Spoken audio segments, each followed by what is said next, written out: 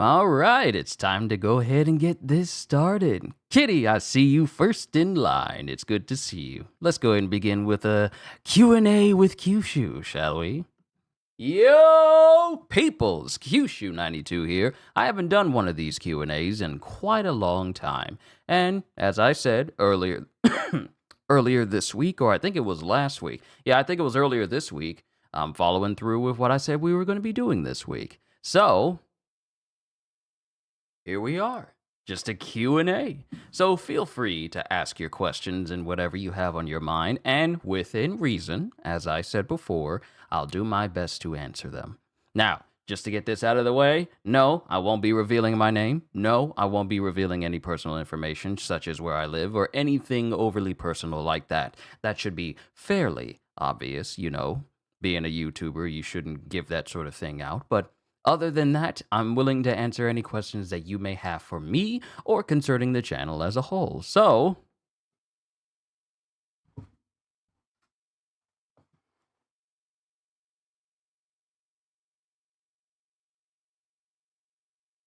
feel free to go ahead if you wish. But yeah, I feel like I need to be. I won't say I feel like I need to be doing these, but you know, it's good for me to just switch these things up from now. And politics, never, we're never going to talk about it here on this channel ever. That's volatile territory, and I would like people to actually still like me at the end of the day, because politics is messy. So we're not going to be dealing with that ever. Ever. But I want to do more of things like this because aside from, you know, manga reactions and video games, I want to be able to do more stuff where we get to enjoy each other's company while you're here on this channel, and we get to enjoy different things as well. And, you know, help us grow as a community and grow as a channel as well. So it's good to have all these different types of things, just switch up the monotony from here, from time to time. So don't expect these Q&As to be every month. Yeah, let's say we're doing it here in January. I'll probably do another one probably at the middle of the year, and then probably do another one at the end of the year. So probably just like one, just three throughout the year. Just one at the beginning, the middle of the year, and then the end of the year. So I feel that seems appropriate. That just feels right to me. But yeah, if you got any questions, by all means, ask them. Whether it be video games, food, stuff that I like. Hey, this is a Q&A. If you got questions, I'll be happy to answer them for you. Sorry I'm not properly dressed for the occasion. My dress shirt is at the cleaners, along with my suit and tie. Yo, hybrids, good to see you. Like I explained to Kitty, this is a Q&A, so if anybody's got any questions, feel free to ask them, whether it's about myself or the channel as a whole. Let me just make sure I'm on the up and up. Oh, I checked out the what is the hardest boss I fought in any video game?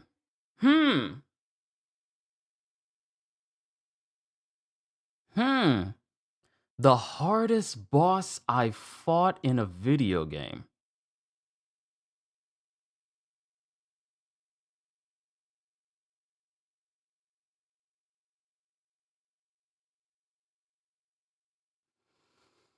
I want to say Melania, Blade of Mikola, before FromSoft put patches in.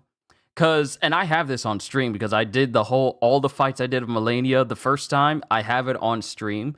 I want to say I had either 31 or 41. It might have been 31. I had 31 rune arcs. And mind you, I had fought Melania ahead of time in Elden Ring. In a previous stream, but I had 31 rune arcs, and Melania made me burn through every single one of those. That's 31 different times that Melania made me drain all of my rune arcs when I was facing her. See, Promised Consort Radahn was hard until I learned use the fingerprint shield with the Ant Spur Rapier have it attuned to not only Scarlet Rot, poison, and bleed damage, and just tank everything. With Melania, there was no real. The only way I beat Melania the very first time was using blood flies the first time, or what was it, blood swarm, whatever that magic was, where it caused swarms to hit enemies and then inflict bleed damage. Because before the patches for Elden Ring came out, this was Melania before any patches ever came to Elden Ring. So I basically, a lot of us beat the game before they started doing patches and nerfing certain bosses and certain behaviors here and there. So a lot of us just beat the game without any patches whatsoever. So dealing with Melania pre-patch, blood damage was exceedingly high. Matter of fact, it was considered the most overpowered build in the entirety of Elden Ring. So for me, I was using an intelligence build. And yeah, I said it at the beginning that I was going to go full mage just to learn magic and everything. And I just spammed blood flies over and over and over and over again. And while it didn't have like massive stagger to Melania, it still allowed me to beat her. And I just spammed blood flies. Have no idea how effective that is currently, due to the fact that blood damage against enemies has been, well, frankly, reduced a little bit.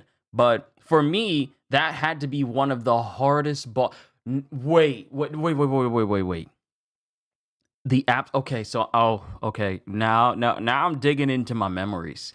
No,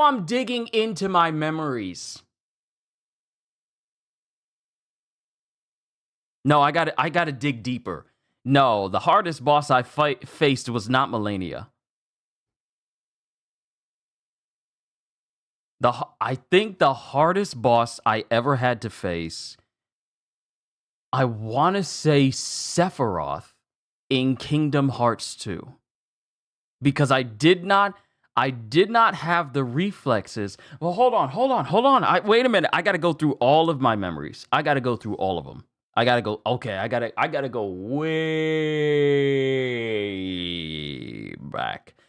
way back.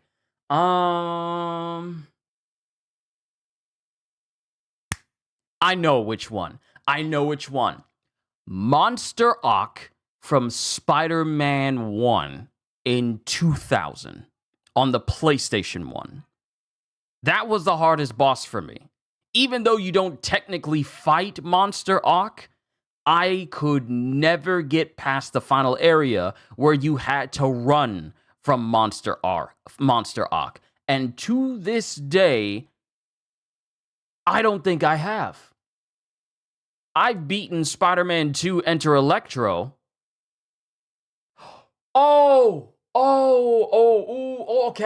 Okay. You're making me think of all the bosses. Spider-Man 2 Enter Electro, when you're fighting the lizard. That was a hard boss for me at the time, because I could never get the antidote right in order to beat the lizard. So I think I actually stopped playing Spider-Man 2 Enter Electro because of that lizard fight for years, until I came back to it. Okay, we got another one. We actually got another one. I wouldn't say it was years when I was playing Enter Electro. Another one for me, where one of the hardest bosses. See, Kitty, thank you for this, because now you're making me dig deep into my memories. There's a lot. There are actually a lot.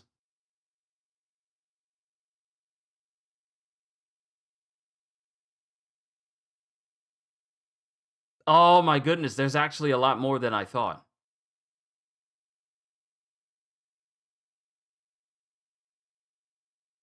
Oh no. Oh no.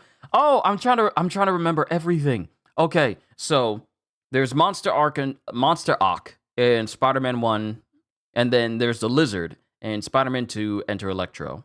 Another one for me was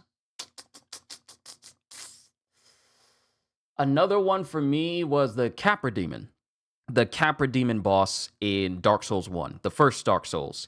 I kept losing to the Capra Demon so much that I just turned off Dark Souls and I never touched the game for about 9 months straight. And mind you, Dark Souls was my first From Software game. So, had I not chosen to get back in and actually beat the Capra Demon and thus beat all of Dark Souls, I never would have played any other Souls game again.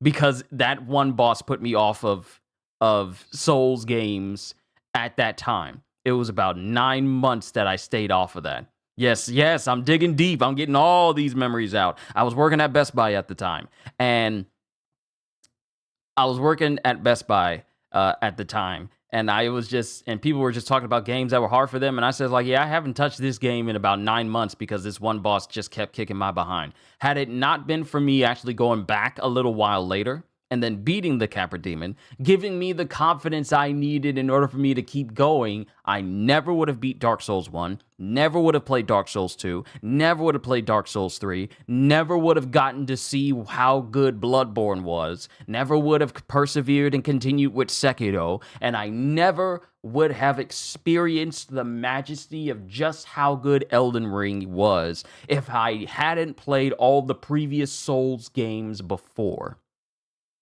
So had I not gotten past the Capra Demon and just swore off Souls-like, I wouldn't have such a passion for Elden Ring and all of From Software's games right now. I wouldn't.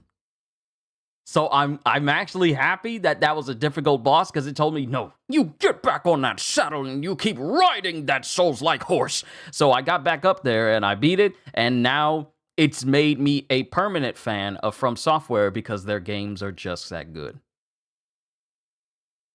So, Capra Demon for me was exceedingly hard, exceedingly difficult. But Sephiroth from Kingdom Hearts 2, especially when I was real young, and I just kept dying to his, that's enough. His slash that just killed me instantly. Mind you, when I was much younger, I did beat him eventually, but it was one of those things where a boss beats you so much that you just decide, you know what? I'm just going to go outside. I'm just going to touch some grass, actually touching grass before people turn that into a meme. I'm just going to go outside, touch some grass and just clear my mind. Just clear my mind. Eventually I beat him, but there are some bosses that just makes you know what? I don't feel like playing any video games today. I'm just going to do something else. There are so many bosses that are like that. Ibis. Woo! Pre-nerf Ibis from Armored Core 6. Pre-nerf Ibis? Oh, that was a issue. That particular boss fight was an issue. Out of every single boss fight in the game, that specific boss was the absolute hardest. Absolute hardest.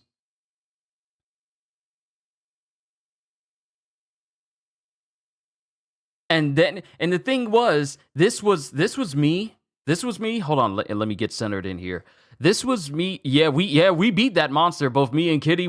I wouldn't say we were playing around the same time because I would save my playing of Armored Core for streams, and she had a way more time to do that because she doesn't stream stuff or make videos on stuff like I do. So she had plenty of time to really get into the nitty-gritty of the Ibis fight. But when we both beat that boss, it was such an immense sense of relief.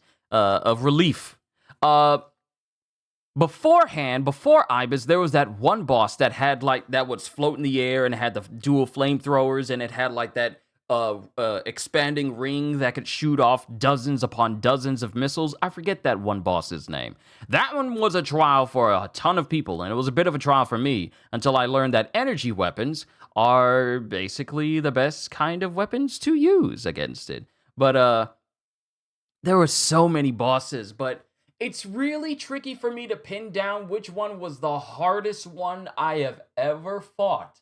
But Melania is really up there because I think I spent maybe a couple of hours just attempting her.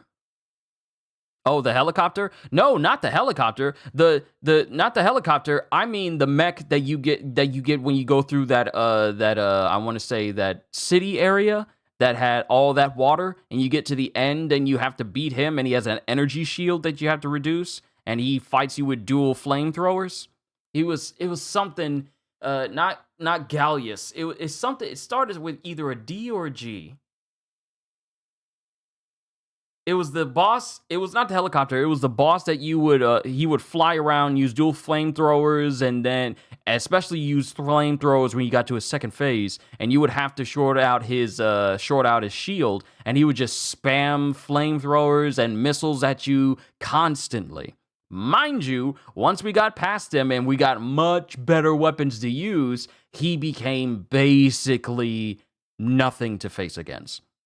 But Ibis and Melania and the Capra Demon were some of the hardest bosses I have ever fought across any video game I've come across.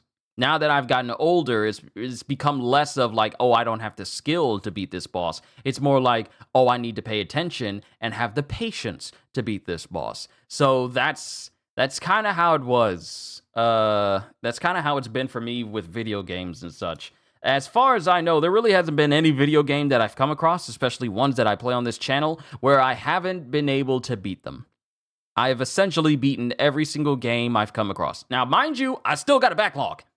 I still have a backlog to get through, but there are very few games on my shelf where it is very difficult for me to get through, and I just can't play it like a little bit at a time. Like Just Cause, for instance. I got to get back to playing that again, because we need to progress the story. So we might have a chill session where we're progressing in Just Cause 4 again. But there's not too many games that I own where I either faced a boss and I haven't beaten them yet, or it's just too difficult. There essentially is no game that's too difficult for me. And you think that, and I say that because when I was younger, when I used to play on the Xbox 360, I beat Ninja Gaiden, what is it? Ninja Gaiden Sigma 2? What is it? Ninja Gaiden Sigma 2? I gotta look that up. Hold on. I need to make sure it's the right one. The one where you get to play is Ryu, Momiji, and Rachel. Hold on. Ninja Gaiden. I'm gonna look it up.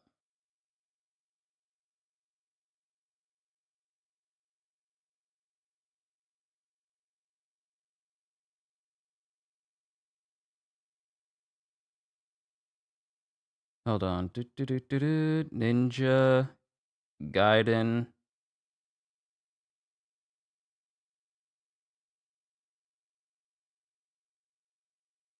Ninja Gaiden 2. No. Was it Ninja Gaiden 3? No, it was not Ninja Gaiden 3. Ninja Gaiden 2. Ninja Gaiden Sigma 2. Yeah. Ninja Gaiden Sigma 2. Yeah, that was the one. Ninja Gaiden Sigma 2. So when I played it on Xbox, that was a very hard game, but I got through it. That was a very hard game, but I got through it way back when. But frankly, there really hasn't been any games that have been too difficult. But as far as like bosses, hold on, I gotta.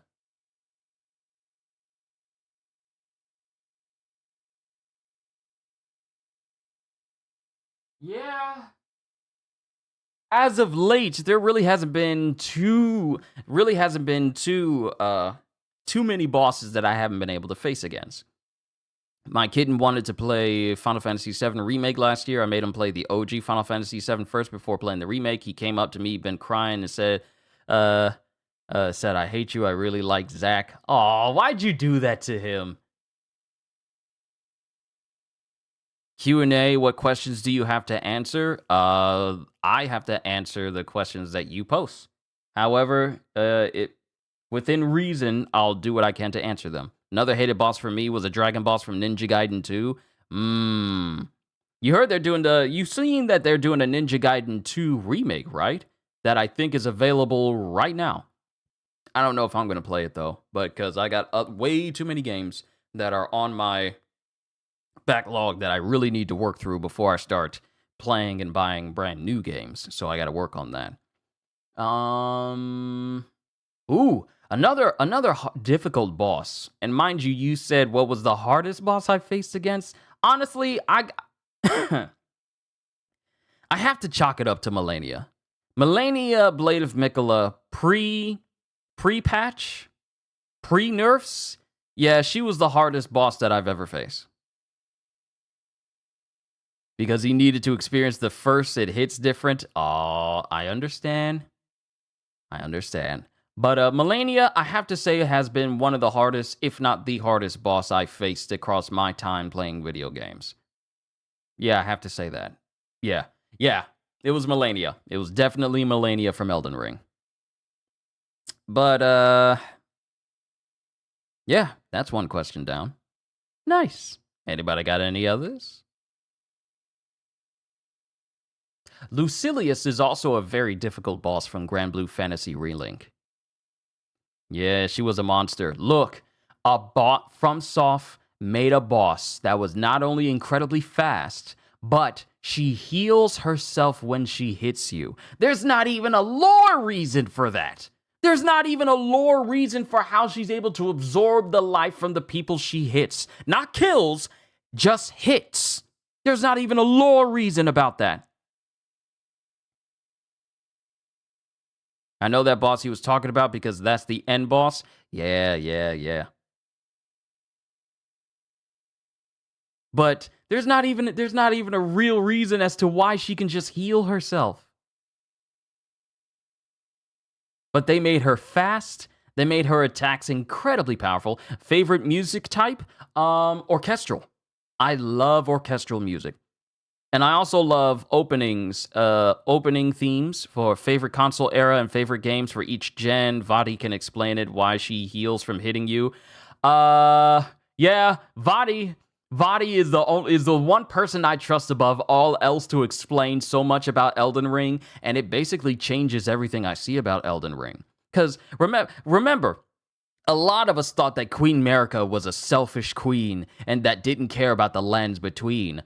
Until you play Shadow of the Erdtree and realize that her whole vendetta against those who serve the Crucible and worship the Crucible is stemmed from basically the Hornset who worship the Crucible and serve the Crucible and the Primordial Crucible. They basically took everyone from her village and tortured them and turned them into those big walking fleshy monstrosities you would see inside Shadow of the Erdtree.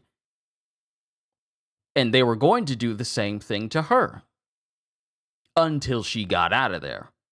So when she had Mesmer just sweep through the whole area and just cleanse the whole place, that was out of her getting back at the people that decided to torture her and her people.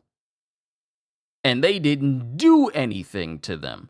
Her people didn't even do anything to the Hornsent. In Shadow of the Erd Queen, she's a selfish and vengeful queen. She's selfish and vengeful for a reason. Not just because she sees herself greater than everyone else, but it's out of her basically being persecuted. And a bad mother, that's still debatable, but I may have to agree with you there. She's not a good role model. She's not a good role model for her children. She's not. But at least we understand where she's coming from for why she behaves the way she behaves. At least we know. But yeah, Vadi can explain everything for you. But favorite music type is orchestral. Being a musician myself, I have a great appreciation for all types of music. But orchestra music, you know, the strings and the brass and the woodwinds and the drums, and not as bad a parent as Odin. We're not going to talk about Odin. Odin has issues as a parent. Him and Zeus, they are both horrible parents. You thought Goku was a bad parent? No, Odin and Zeus are horrible parents. But we're not going to talk about them right now. We'll save that for another time.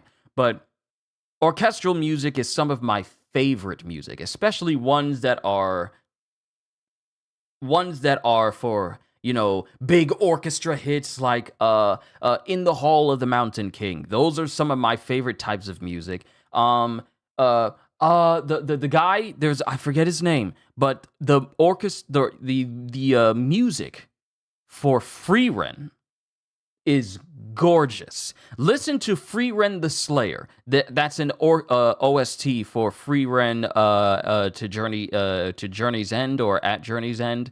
But listen to that if you get the chance. It is beautiful. It is absolutely beautiful. Free Ren the Slayer. And what is it? Knife to the Throat? I think that's another good one as well. CJ, it's good to see you. Also, Designs, let me just acknowledge your name because I didn't say that when you first got here. My apologies. But favorite musical type, it has to be orchestral. And some anime opening themes are are some that I listen to on the regular. So, for example, I love listening to Bling Bang Bang Born, which is the opening for the second half of Mashal. It is very good. I love that theme. I listen to it all the time. But orchestral music is my bread and butter music to listen to. Let's see. And you said favorite console era and favorite games for each gen. My favorite console era has to be the PlayStation 2. No disrespect to the PlayStation 3. We got a lot of good games on the PlayStation 3 and 4 and 5, but PlayStation 2 is where PlayStation cemented itself as a console generation that you absolutely needed to play.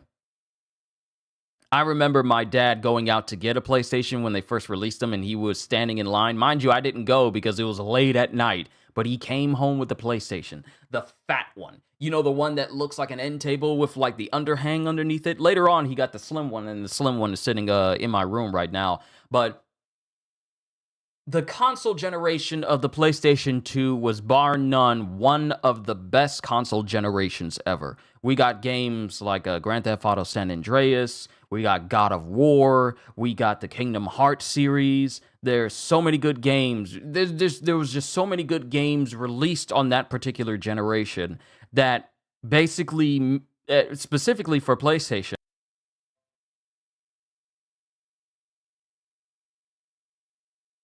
I see it.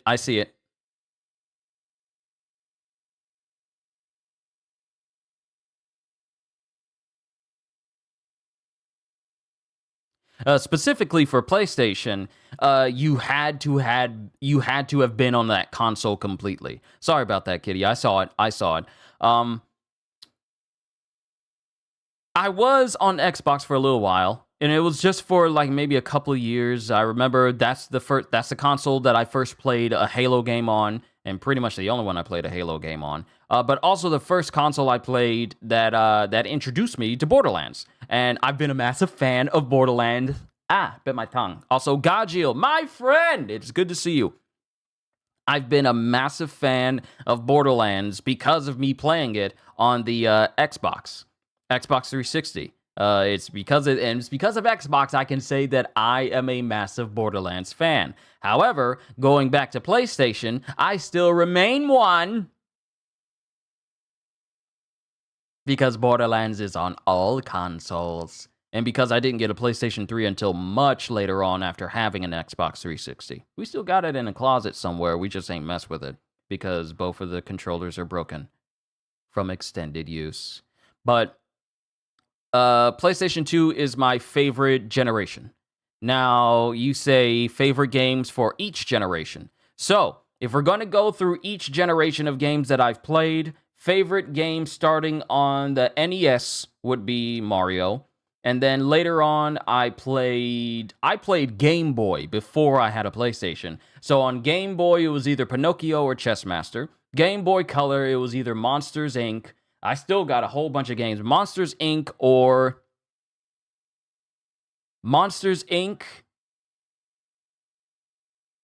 or Tom and Jerry Mouse Attack. That was one of my favorites to play. Game Boy Advance, easily SSX 3 and the Donkey Kong Country games. I spent so many hours playing the Donkey Kong Country games. Donkey Kong Country 1, 2, and 3. I think they may be in storage, because I know for a fact that I didn't get rid of those games or trade them off.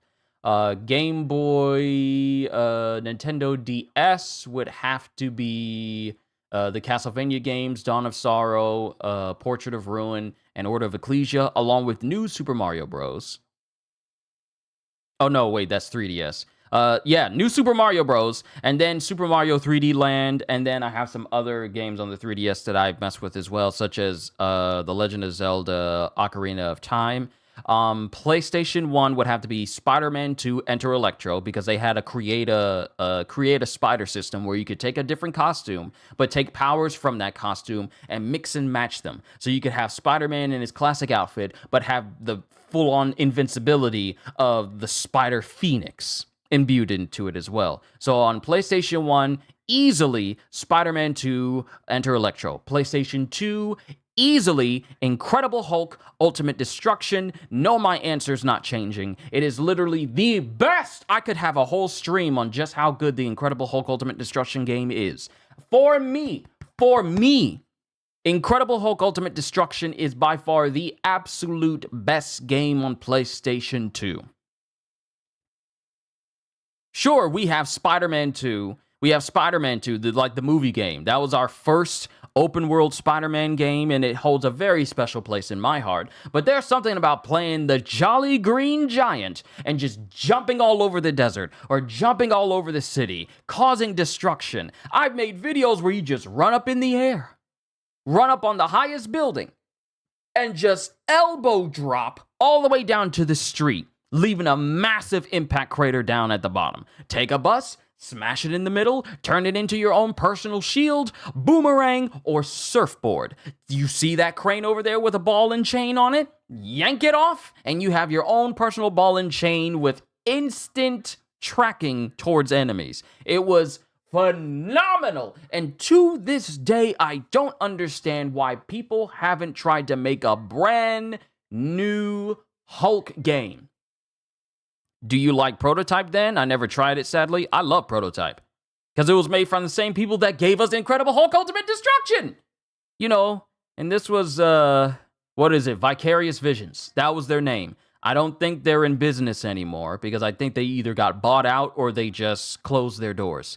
So the minds behind Incredible Hulk Ultimate Destruction and the first Prototype game, I don't think they were on the second one, because the second Prototype game wasn't as grand as the first one. It was also incredibly short as well. Incredibly short. But Incredible Hulk Ultimate Destruction on PlayStation 2 was my absolute favorite game. For PlayStation 3...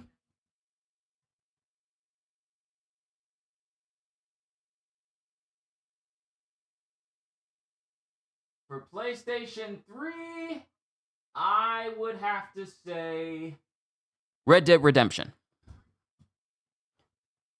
For PlayStation 3, I would definitely have to say Red Dead Redemption. Well, by far one of the best open world Western games, Western games I've ever played, period. The first Red Dead Redemption, there was just something to it that was just unparalleled for its time. Mind you, you got God of War 3 as well. That game is absolutely phenomenal, and I believe I still have that. Do I have... Hold on. I think I still have the God of War 3 over there. Hold on, let me check.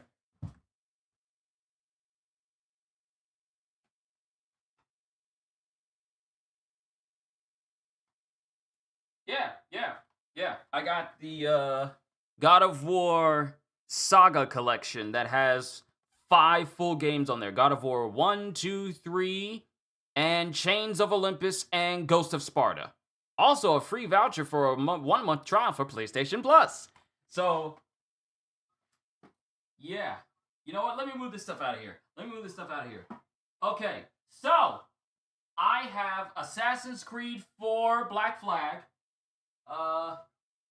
All the Batman Arkham games, such as such as Arkham Asylum, Arkham City, and Arkham Origins. You know, the one that they still won't make a remake for so we can play it on modern consoles right now. Got that. Complete with the Deathstroke pack and all this extra stuff that came with it. I got Bayonetta, and I got Bleach Soul Resurrection. You won't really find these in stores. I had to go search all over. I had to search all over for this, but you won't find Bleach Soul Resurrection anywhere. I got Dark Souls 1 and 2, Dead Island, Dead Rising 2 off the record. Regrettably, I have Dead Space 3. I got Deus Ex Human Evolution. Human Revolution Director's Cut. Is that shirt looks like Nightcrawler? The Spider-Man. That's Spider-Man. Dragon's Dogma, Dark Arisen. I got Skyrim's Legendary Edition. All of these different games, man. Fallout 3 Game of the Year Edition in the special red case.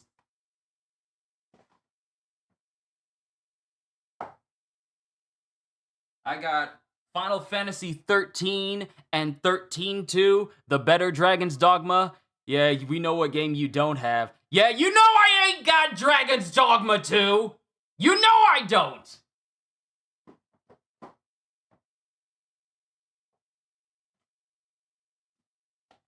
The Jack and Daxter collection. They don't make them like they used to. Hey, Naughty Dog. Y'all remember when y'all made games people looked forward to? Whatever happened to this? We don't care about The Last of Us anymore. We want Jack. We want Daxter. This is what the people want. Not the 75th version of The Last of Us Part 2 released on Linux. We don't want that. We want this. This is what we want.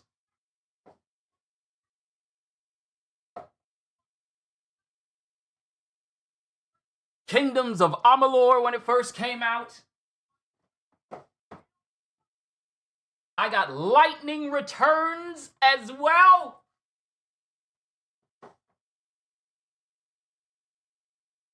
Let me see, man. I haven't seen Jack in years. Neither has the rest of us.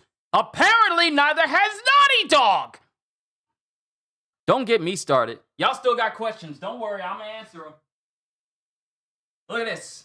The Ratchet & Clank collection has Ratchet & Clank 2 Going Commando, Up Your Arsenal, and a voucher for a 10th anniversary Ratchet & Clank avatar, as well as a voucher for access to the Sly Cooper Thieves in Time demo. Okay?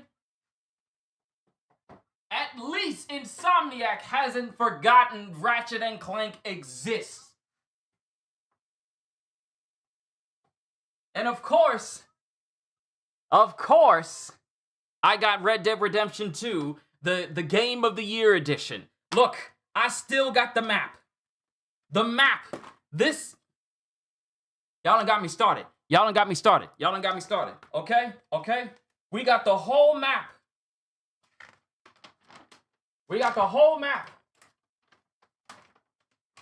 And I'm being careful because I don't want this torn. Because I haven't taken this map out in several years. So here, we got the whole map for Red Dead Redemption, all the way over, from Blackwater all the way down to Escalera. And then when you flip it over, you get the Undead map. For Undead Nightmare that Rockstar seems to have forgotten was one of their best-selling DLCs that they have failed to ever replicate anymore because they saw how profitable monetizing the online was. So they said, no, we're not going to do single-player DLCs for our games anymore. Even our critically acclaimed sequel, prequel to Red Dead Redemption 2, we're not going to do Undead Nightmare, despite the jump in technical advancements, despite the jump in hardware, despite the jump in quality and visual presence that our games now have. We're not going to do that because online makes us more money. And it begs the question, if you're making all this money, how come you haven't done it? This was back when Rockstar could be trusted to give you a complete experience without expecting you to spend extra money to say you had a good time. I'm not trying to spend money on shark cards and online on GTA to own a house I'm barely gonna be inside. Don't get me started. Because I'm tired of Rockstar looking at us like, oh, we're just gonna sell them whatever they want.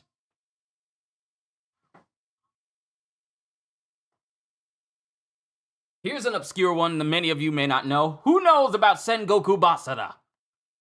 This was one of my first Musos that I very much enjoyed. And I had to order this in order to... What in the world is that? I had to order this from Amazon in order to play this again back before I got a PS4. But I got so many memories of Sengoku Basara Samurai Heroes. It was really, really good. And another one of the great Spider-Man games, Spider-Man Shattered Dimensions. I'm just going through the list right now. I hope you guys don't mind.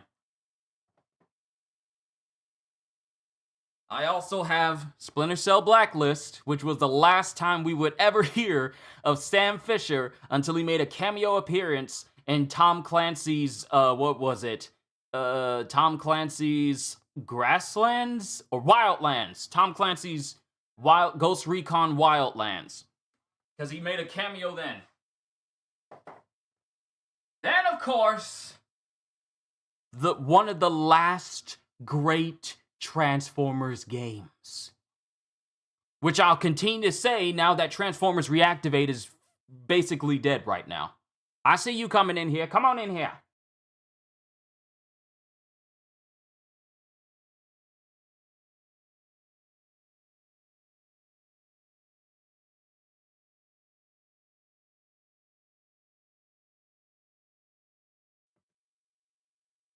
Family's talking to me about food. This is the last great Transformers game. Devastation was good, but this was better. And since Transformers Reactivate is just fundamentally dead forever, the fact that Activision, you can't tell me that they ain't got the files in order to bring this back. Activision making bad decisions after bad decisions. No one cares about these Diablo seasons that you keep making. Give us this. This is your opportunity. This is your opportunity to let everyone know that we still like you, okay? Release the Cybertron games again. Stop making excuses. Y'all got money. Stop playing. And then, of course, I have Uncharted 2 and 3. Activision is a shell of its former self. You ain't kidding. You ain't kidding. I gotta scroll back up because I was just talking so much. I was just talking so much. Y'all still got questions. Hold on. Let me see. CJ. Right there. Oh, wait. I still need to continue with Design's question about favorite games for each generation. PlayStation 3, easily God of War 3 or Red Dead Redemption. PlayStation 4, because I got them. I might as well go through it again. PlayStation 4.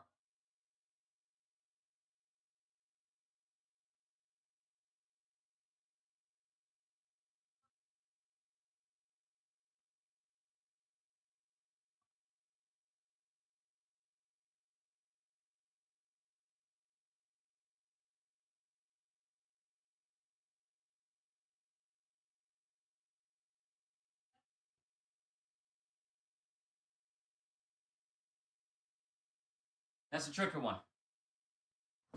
That's a tricky one. That's actually a tricky one.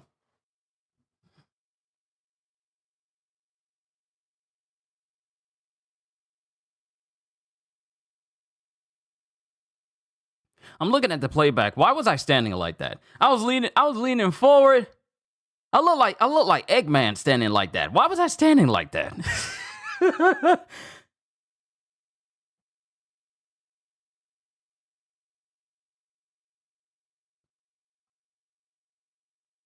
PlayStation 4. Oh, that's actually a tricky one because there's a lot of games that came out on PS4 but also came out on PS5. Favorite game of the PS4 era? Uh Borderlands 2 came out on the PlayStation 3 though. Borderlands 2 came out on the PlayStation 3. That's actually a tricky one.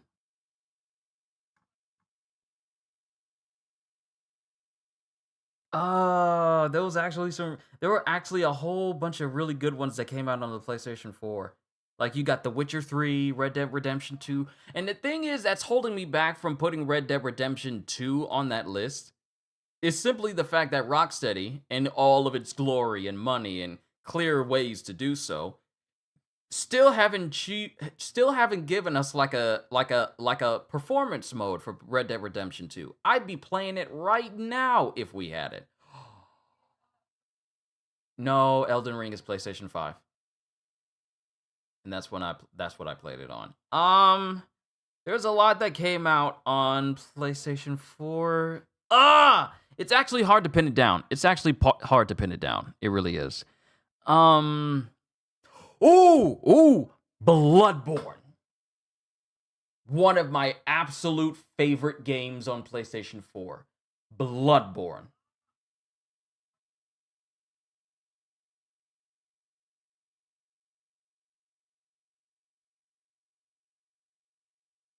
And don't worry, Kitty. I saw your question up ahead. I'm going over to that one. I saw that one. That one's directly after CJ's question. That one's after his. I don't think I've ever seen a game that has been requested to get a 60 FPS patch for basically anything, or even a official PC release, than Bloodborne. I've never seen a game get requested to have these things ever. People want it, and they ask for it every single year. But Bloodborne is incredible. Absolutely incredible. Now for PlayStation 5, Black Myth Wukong. You thought I was going to say Elden Ring, huh? I love that game, but Black Myth Wukong is him. Black Myth Wukong is the game. So far, it has been the game for me.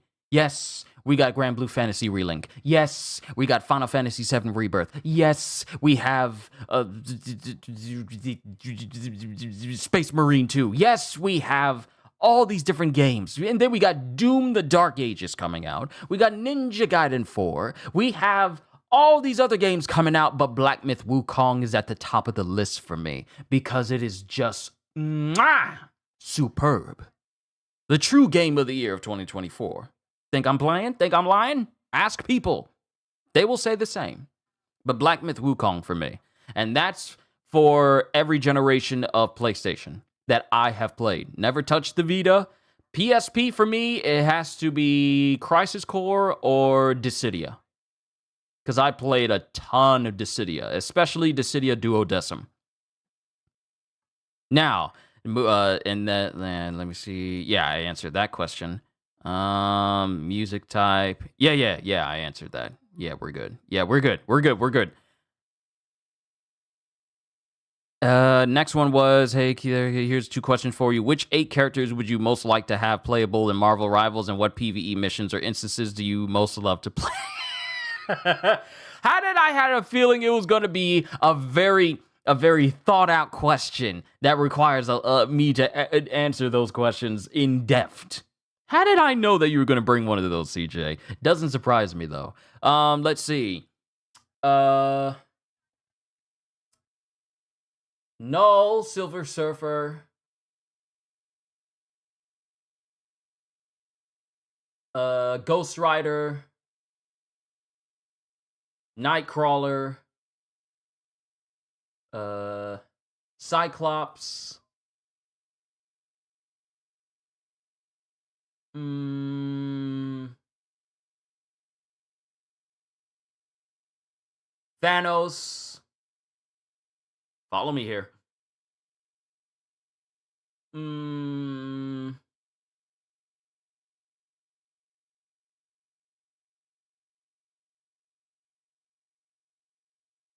Mm, Ronan the Accuser. Let's see.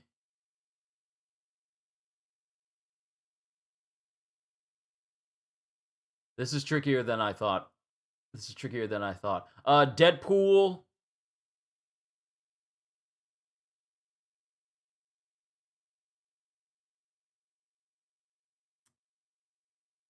Elsa, what is it? Elsa Blood something?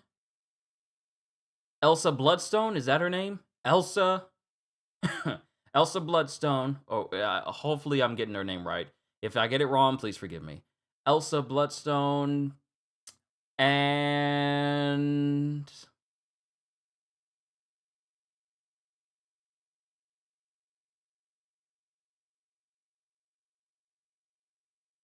and mm, because I'm just really going through the list of characters that are in Marvel Ultimate Alliance 3 that aren't already in the game. Iceman. Iceman would be fun. Yeah. I named 10. Mix and match them as you will. What PvE instances or missions do you most love to play? Horde missions would be fun. Or maybe even capture basically the type of missions you play against regular players. That could be good instances, but also those that have like a very big emphasis on PvE, such as horde modes or defense modes, as you defend against an increasing number of enemies, CPUs that come after you. But I'm just speaking from like on basic terms. So anything horde mode related or defense mode related, something along those lines. I know we're going to be getting something like that for Space Marine 2, and I can't wait for that. But yeah, those are the instances that come to mind. If you could exist in a game, what games would you choose?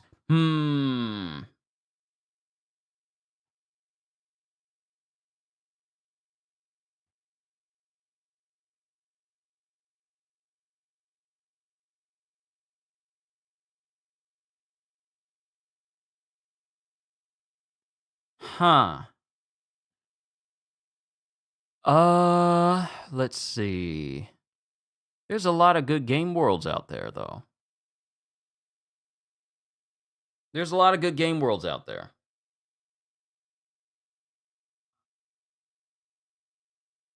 See, if you go with Minecraft, then you could just easily turn on admin and you could fly around, be invincible, and you can just basically make whatever you want. But it's Minecraft, though. It's very simple. Mm,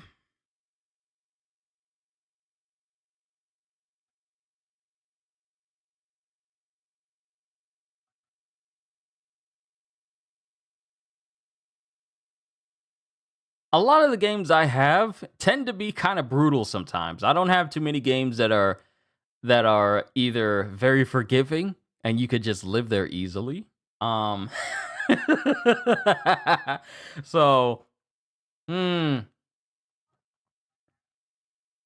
That's actually tricky. This is actually tricky. What if you could exist in a game, what games would you choose? So, not going to pick any Souls like. Not going to pick any of those. Uh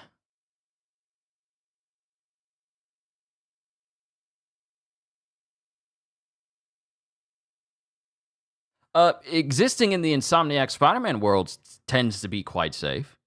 Tends to be most of the time. Just mind your own business and you all right. Then again, Doc Ock did release that pathogen that killed so many people in the first game. So It might actually nah. Then no. Then the second one kind of released alien symbiotes across the entire city, so it wasn't much better. Wow, these cities are not safe. These cities are not safe at all. Honestly, living in the No Man's Sky world tends to be very safe when you think about it. It tends to be a lot safer than you think. So, I mean, living in the No Man's Sky world, yeah, I mean, you can basically just live your best life, be a delivery person, go between galaxies and stuff like that, or be a pirate or whatever. It has options. It didn't have them in the beginning, but No Man's Sky seems to be like a safe place to live. I'm not saying Fallout because there's radiation, death claws, and people that want to rip my face off and wear it. So, but then again, if we are now here's the thing: if we're treated as the main character, mind you, I still got some questions to answer, so don't worry. I'll catch up to chat down at the bottoms because I'm still kind of up there. But unless I was given the same capabilities as a regular game main character, then then I'd be fine with playing the games where I could just level up. So any game, actually Skyrim seems to be like a good safe place, especially with alchemy being as busted as it is. I can essentially make stuff that'll make me invincible, and I could just live my best life out in Skyrim. Make weapons that do millions of damage at a time. I can just easily kill dragons. Just live like a king, even because I have this overpowered stuff. Huh. That would be interesting, living in the world of Skyrim. That's just one of the games. Next one. Let's see. Here's a question. What is the worst food I've ever eaten? A sausage, egg, and cheese sandwich from Sheetz. It absolutely wrecked my body the next morning, and I couldn't go in for church. Because it was on a Saturday when I was doing delivery, and it was morning time when we went out. And we decided, you know what? We got some extra time. Let's go ahead and grab some breakfast. I did. I got like a hot sausage, egg, and cheese croissant sandwich from a Sheetz gas station. It skipped again. Don't worry. I saw it. I saw it. Just waiting for it to catch up.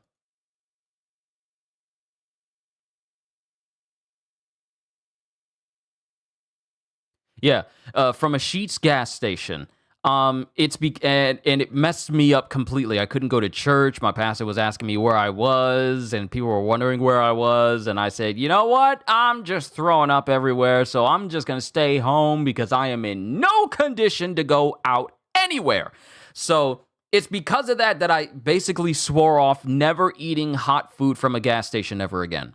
Ever. I don't care who's cooking it. I don't care if your mama's making scratch-made biscuits in the back. Never eaten hot food from a gas station ever again. It traumatized my mind to the point where I will never consider eating hot food from there ever. I'll eat your chips. I'll eat your drink. I'll drink your drinks that you got over in the cooler. But don't cook no food for me because I'm never going to eat it.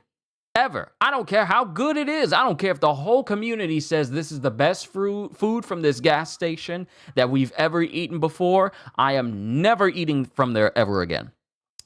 While it tasted good, it messed up my system, and therefore it makes it the worst food. So no. Let's see. Do you like Prototype then? I never tried it. What are Let's Plays you have planned next month? What's supposed to be coming out in February? What's supposed to be coming out in February?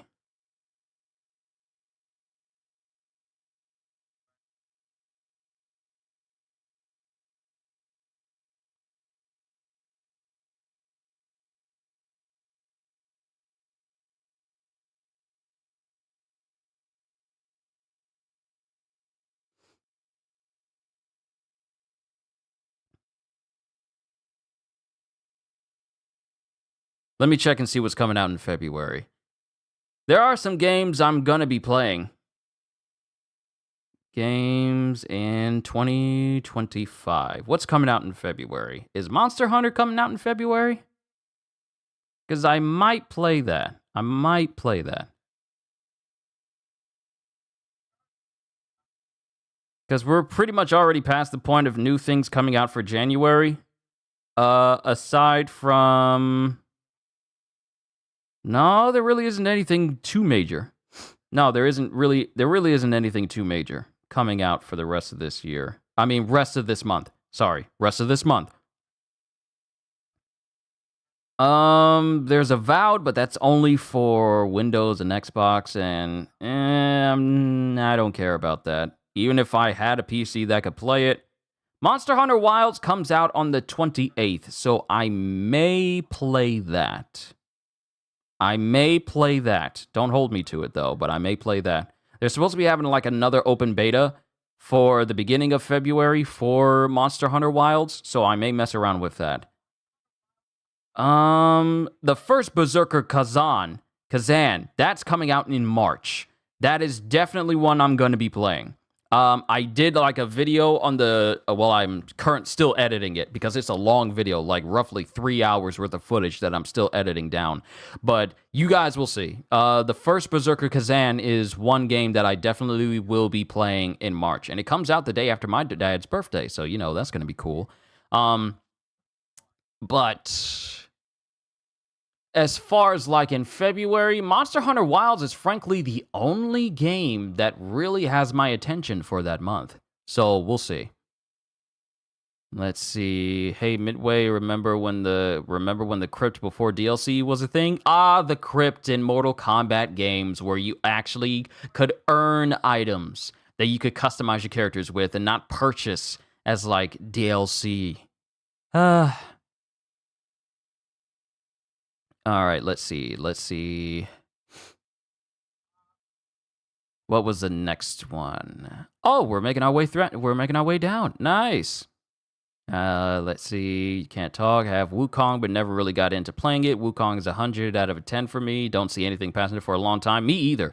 Let's see. Qushu ate some of Mom and Guy's Whataburgers and is isekai'd. What world would you want to be isekai'd into, and why?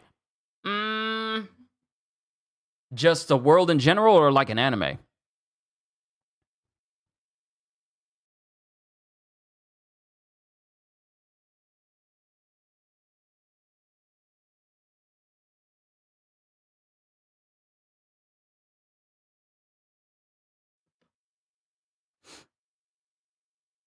I'm looking through this list here as well. Also, who this guy? What's going on? Good to see you. Sorry, I'm slowly but almost there to catching up to the rest of chat. The world of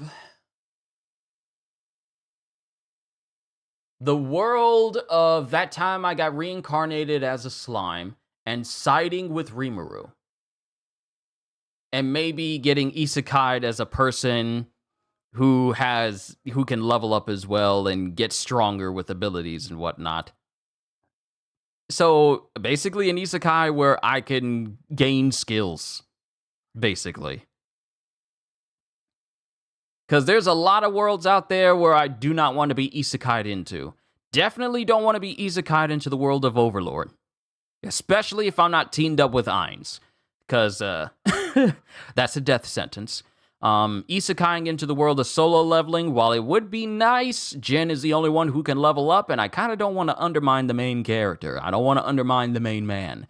So that wouldn't be a good idea.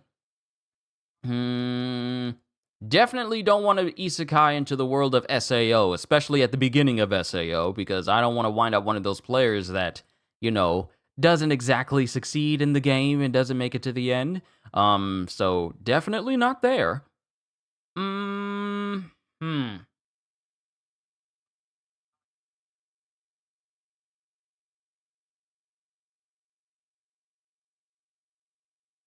Isekai'ing into the world of One Piece would be interesting, because if I could learn how to wield haki and just get stronger through training, hey, I'll be fine.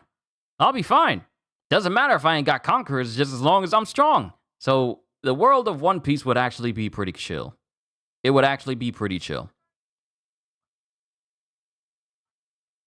Let's see. Do you play games with mods? I have in the past, specifically Skyrim and Fallout 4. I've messed with games that have mods for them before. I have, and they're quite fun. However, I don't usually play them often because when it comes to playing games with mods on consoles, specifically when mods are built into the game on purpose, because I don't mod my consoles or anything like that because I don't want to mess with it or mess anything up or risk that.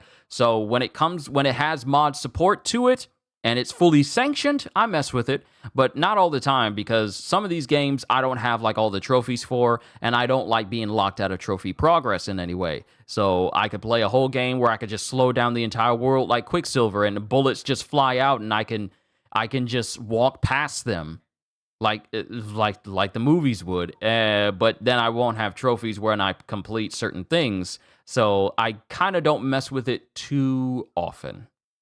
I have in the past, but not too often. Let's see. Console players can use mods. For Bethesda, they actually have mod support for their games. Let's see. Monster Hunter Wilds is crossplay. Let's hang out sometime. Worst I've had is pizza with onions. Why would anyone do that?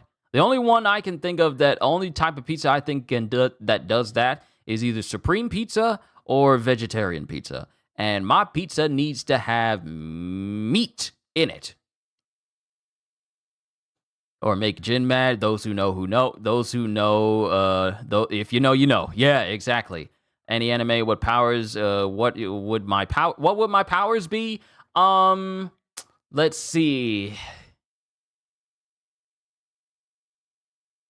Damage nullification and being able to analyze and copy other skills.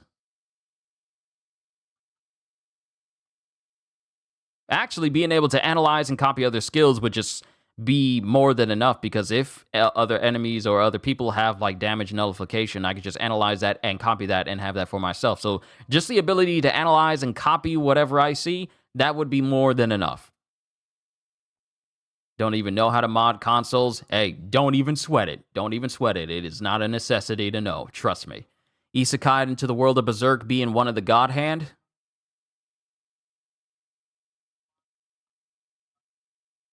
Hard pass. Hard pass.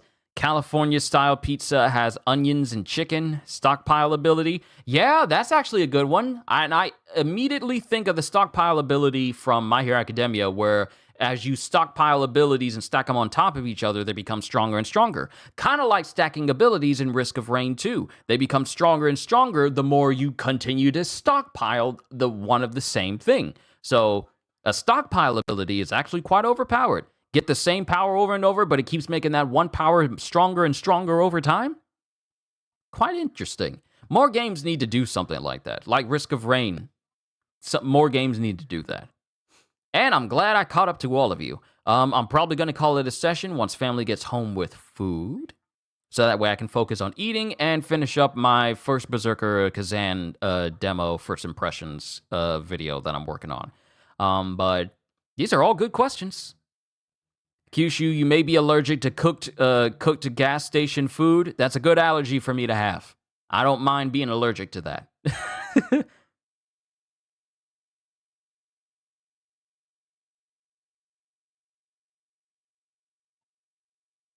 Yes, these are all good questions.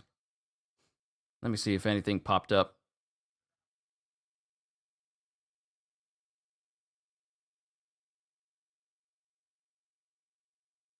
Dum dum dum dum dum dum dum dum dum dum dum dum dum dum dum dum dum dum dum.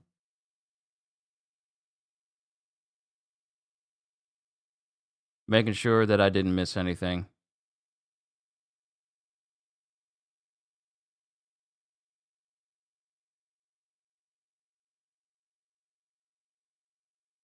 Oh my goodness, what is wrong with you?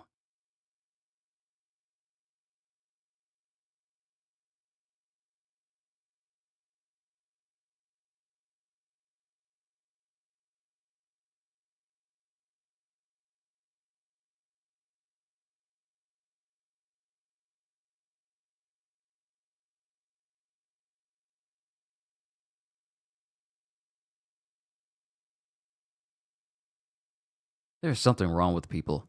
What made you think to do a Q&A? Did you enjoy the questions? Oh, yes, I did. Yes, and the thing is, Designs, I've done this before. I don't do it often, but I've done this before, and I feel like this is something to switch up me either reacting to stuff for you guys, or doing manga reactions, or just playing games for you guys during streams. You know, it's good to switch things up. Oh, I'm fine. It's just that someone decided, you know what? I don't like Suicide Squad because I wish you made a skin where Joker wasn't a paraplegic because I can't stand to play the game with him not having both of his legs. And I'm like, oh, so you have a problem with paraplegic people then? Why would you say this out in the open?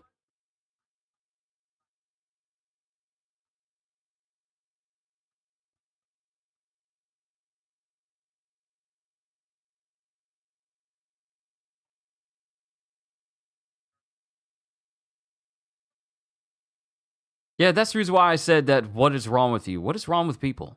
What is wrong with people? But yeah, I'll ask this scenario again to see if your perspective has changed any. If you and a million other people were able to live for up to 2,000 plus years, how would you handle it? What would you do? I'm gonna give you the same answer I gave you the last time. Living for an extended period of time is not as cracked up as it sounds. I know we got that one millionaire out there who's trying to keep himself young forever, but age will catch up to you. Age will, in fact, get you. Age comes for us all. So, you trying to keep yourself young for an extended period of time, it's not going to last. You can get all these treatments. You can transport this young blood into your body thinking it's going to keep you young, but that's not how the body works. You can spend billions of dollars trying to keep yourself young all this while, but it's not going to matter. Living for thousands of years, even if you were to keep your body young at the same time, you got to think of your sanity. You've been alive for all this time, living for an extended period of time. Living for an extended period of time, well over, when your age starts hitting 4 digits, well beyond 3 digits, that's when it starts to get like you've seen how elves in movies get disillusioned to the world of mortals due to the fact that they live so long. Even Frieren had to understand that being alive for as long as she has isn't as all cracked up as it needs to be, because when you live for that long, years for an average person seem like seconds to you. And then, in Friren's case, you wind up outliving a great deal of your people, a great deal of your friends.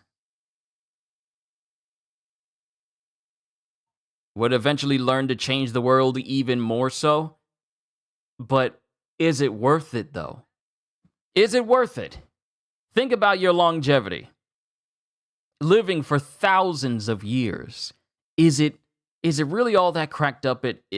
All that cracked up?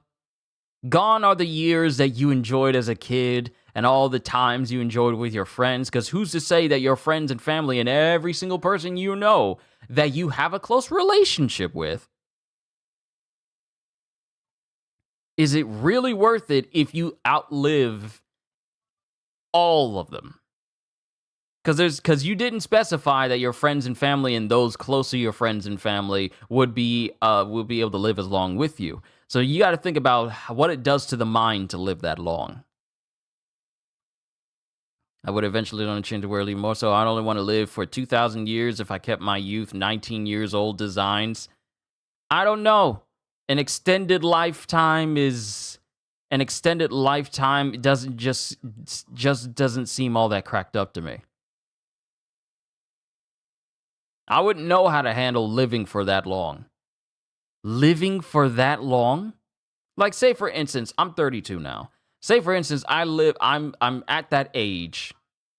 I'm 32 physically, but my age is basically like 2,000 plus.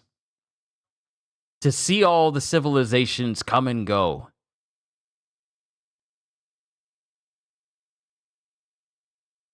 it would be it's I don't know. I don't know mentally, you got to think about it psychologically. You got to think about it psychologically. It's more to living for that amount of time than just something that's purely physical. You got to think of it mentally as well. What does it do to your mind mentally to live for those thousands of years? I honestly don't know how I'd be able to handle that if such a thing were to happen. Thousands of years, centuries of information that you have to retain.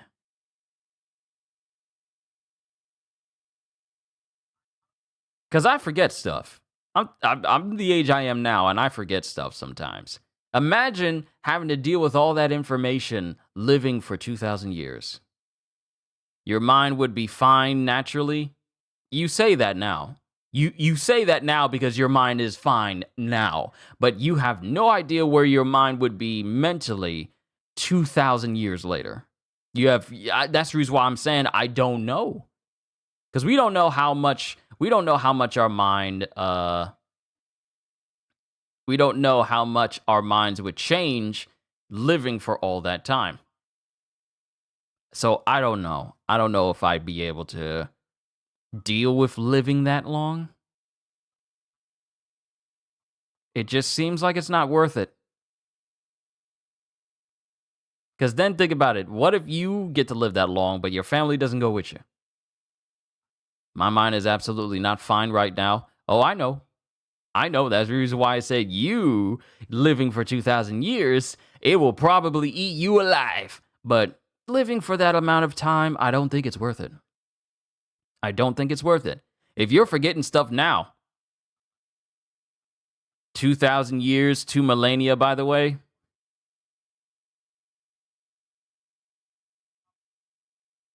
no, not worth it. I would live, learn, and be a part of making Earth into humanity or Kardashev 1 or 2 civilization. Sounds good on paper. It sounds good on paper. Searching for keys and the keys are in your pocket. Searching for keys and your keys are dark and you put them on your bed and you don't see them or notice them on your bed because it blends in so well. That and the same goes for, like, say for instance you're looking for your remote control in your room, or for us southerners, your remote control in the room, and you have it on the bed and you don't even notice it because it blends in perfectly.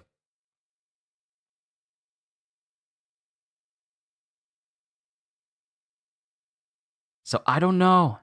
I don't know. I don't think it'd be worth it to live that long. Because what comes with living that long also comes the question from people who don't live that long: how did you live that long? So then you got to wonder, okay, since I'm living this long, but not everyone else is, what questions am I going to be asked because I lived that long? Then you could have people that are want desperately in the need of wanting to live that long, and then all of a sudden you start to get more than just, questions, but direct contact with people who really want to have what you have. So you got to think about every single side of this. There's always going to be a group of people that want what you have. So if you're living longer than everybody else, those people are going to wonder, well, it's not fair that he gets to live this long, so there's got to be a trick to it, and we need to discover it. And then next thing you know, you're on an operating table with people trying to find out how long you've lived. Maybe it's in his blood. If we drain him of all his blood, then we can figure out how he lived so long. If you had to choose between a nuclear winter or a volcanic winter, which would you choose and why? Nuclear winters I know of, but volcanic winter? Is that the kind where the volcano erupting is so thorough that it causes basically worldly change for everything it puts out in the air?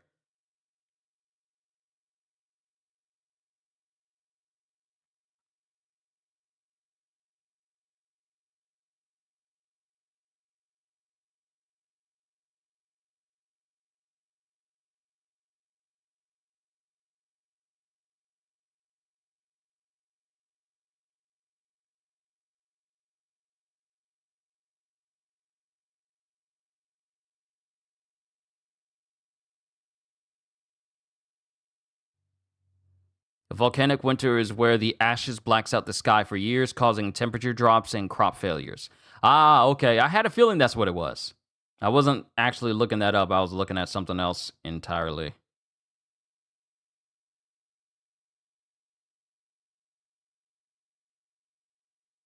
Being immortal sounds depressing. It's not that you're essentially immortal. You just live for a very, very long time. But I mean, same thought. But it takes a massive volcano to do it. Um,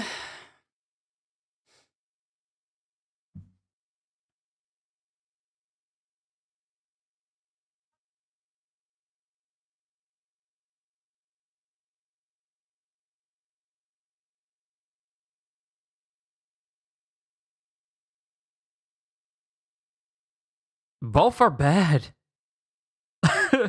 Like both of these winters are bad. Nuclear winter includes it's based on the idea that a nuclear war would cause widespread fires that inject soot into the stratosphere, blocking sunlight and causing a prolonged period of global cooling. This cooling would lead to crop failure and famine. And then with a volcanic winter,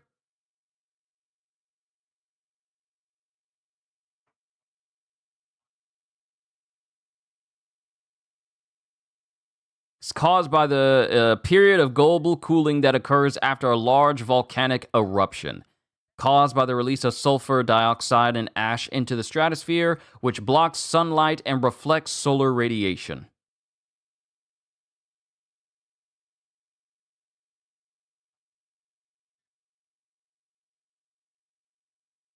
And there actually was one. There actually was one. The eruption of Mount Pinatubo caused a volcanic winter that lasted for several years. In 1991.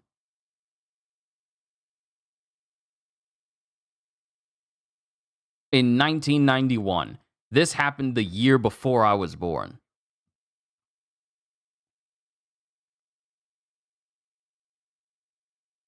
Yeah. I have to agree with designs. I'd rather deal with a volcanic winter than a nuclear one, because a nuclear one is done from basically nuclear war, and far more devastation tends to happen with nuclear warfare.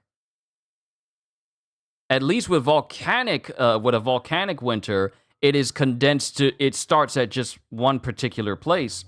A nuclear winter can start from multiple places all over that suddenly lead to that nuclear winter. So a volcanic winter would probably be, I won't say quote unquote best, but it's one that we've survived before. So yeah. Let's see. What video game zombie apocalypse do you think would be most survivable? The Dead Rising one.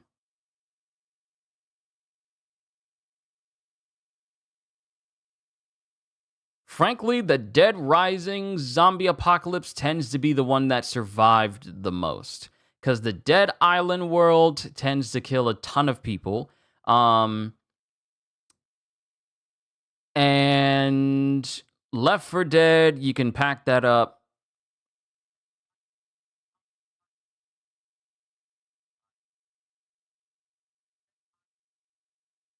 Yeah, Dead Rising will be one of the better zombie apocalypses to actually live in. Because with Dead Rising, I mean, you can make a ton of just uh,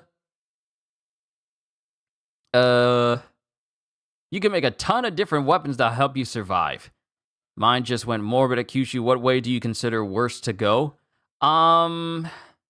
I had to look at your question because I had to double check and make sure that you weren't asking me what is the way I want to go. I'm not answering that question, but I think one of the and I'm gonna keep this brief because I don't really like to talk about ways people go too often, because some people may have people that have gone out that way, and I don't want to dwell on that too long. But I feel like the worst way to possibly go is, I feel like drowning, because you're just stuck underwater and you need to breathe, but then you can't. And I don't want to think about it too long, because it's just like that's a scary, very scary way to go, and it's unfortunate that it happens to so many people. But that's a horrifying way to go. Like, we're humans. We need to breathe. So when we're put in a situation where we can't breathe freely, it puts a lot of stress on us because we need to make sure that we are capable of breathing again. And if we are not able to, that's it. That's a scary way to go. But like I said, I'm not going to dwell on that question for too long. Got a question, plane or ship? Well, I've been on both. I've been on both, but a ship was the most recent one. So I haven't been on a plane in a long time. However, if something happens to the ship, at least they have ways for you to save yourself. If something happens to the plane and you're 10,000 feet up, you ain't got a lot of options. Unless you can start flying, you don't have a lot of options.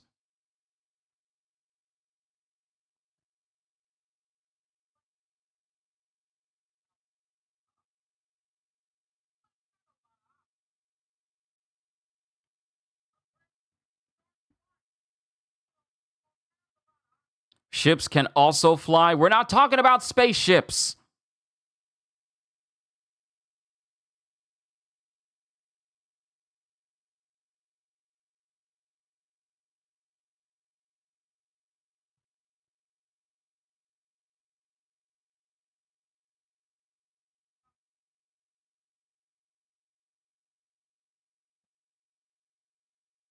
Also, thank you, Oliver Shorts, for subscribing. I appreciate that very much.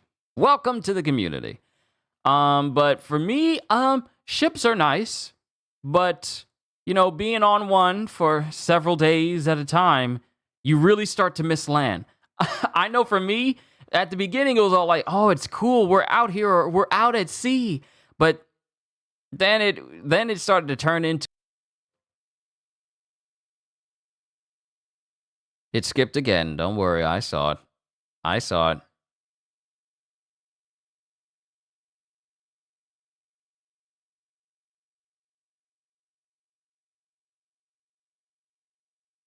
Then it starts to, yeah, continue what I said before OBS cut me off just a little bit. Then it starts to turn into like, man, I can't wait to get back to dry land, back into my own state again, and I get to go back to my house. So yeah, ships are nice, but after a while, when you're on a cruise, part of you is starting to wonder, oh, okay, so it's time for us to go back now. I can't wait for us to go back so I can go back home.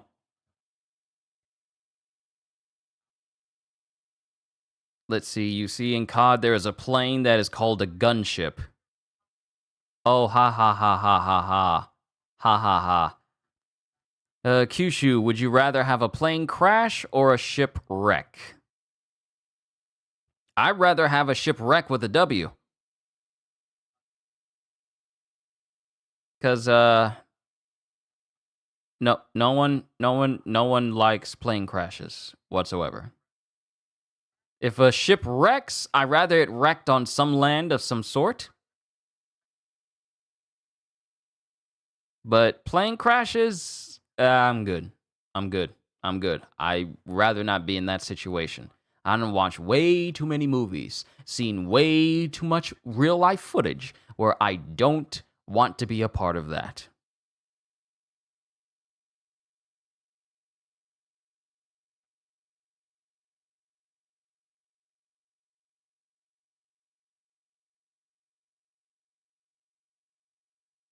Yeah, yeah, yeah. I was immediately thinking about like what happened. I literally just started daydreaming of like, what if we wound up like Tom Hanks on Castaway, and then we eventually got found by people. I was literally daydreaming that for a quick second. That's the reason why I ain't said nothing.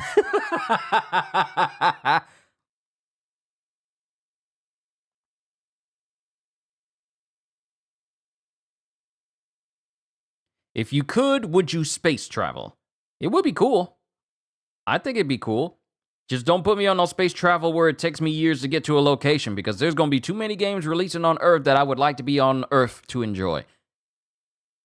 Because While space travel would be nice, as a gamer, that would be space time. I'm up there when I'm not down here, either reacting to One Piece or doing stuff.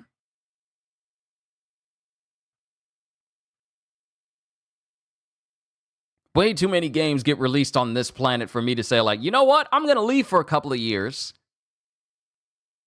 and enjoy space.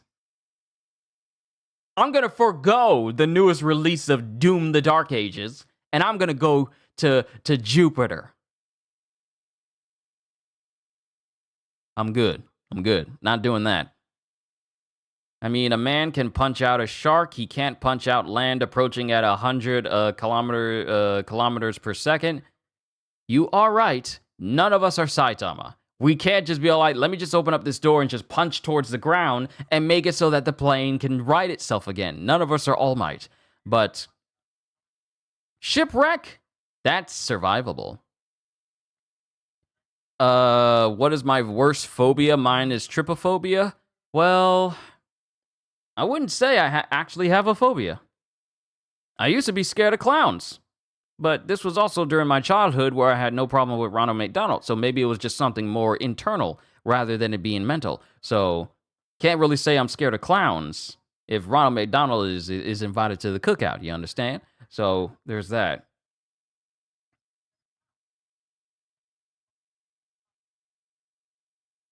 Oh, that's what you don't like. Trypophobia is an aversion to the sight of repetitive patterns or small holes or bumps. Oh, okay. Kitty, we know what your phobia is. We know what your phobia is. I'm not scared of heights because I could easily get on roller coasters, no problem. And I've never passed out from being high up. Ever.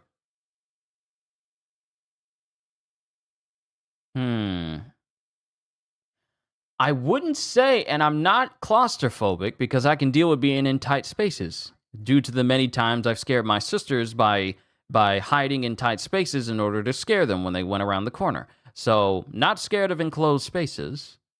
I wouldn't say I wouldn't say I actually have a phobia cuz bugs are no problem. Because the family calls me to take care of them a great deal of the time, and I'm happy to get rid of them if they're around the house. If they're around the house. We keep a tight ship and clean ship at this place. So we kind of rarely have bugs here at all, even when it's hot out.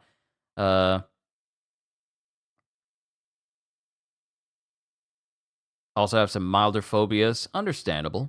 Dude, that pic of the spider's eyes catching the flash. Hate bugs. I understand. It's not everyone's cup of tea. I can't say that I have any actual fears.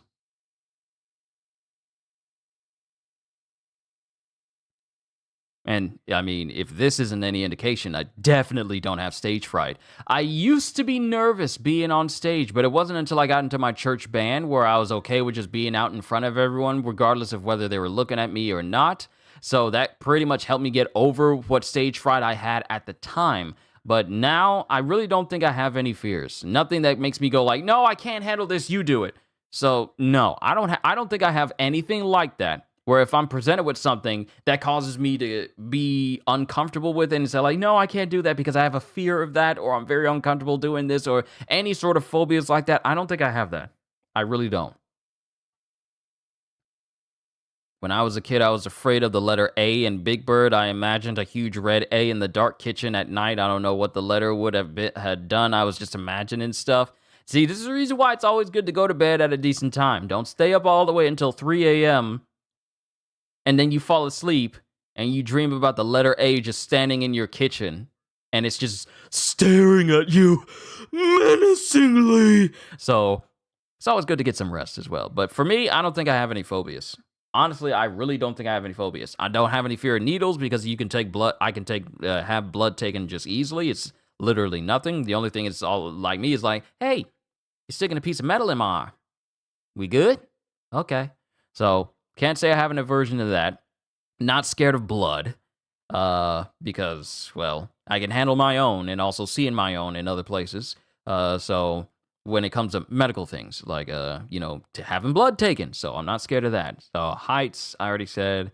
Not scared of dogs or anything like that because this my house and you ain't gonna be running up on me like you ain't got no home training. I wish you would.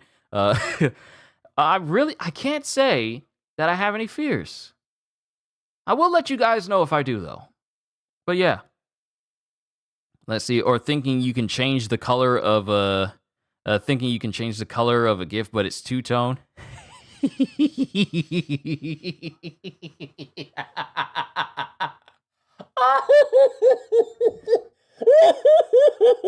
uh, why'd you do that?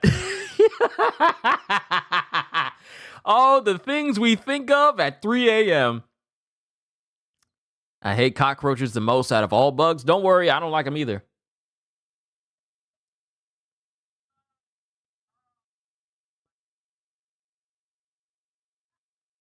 I was going to catch Santa Claus and there was nothing my parents could do about it.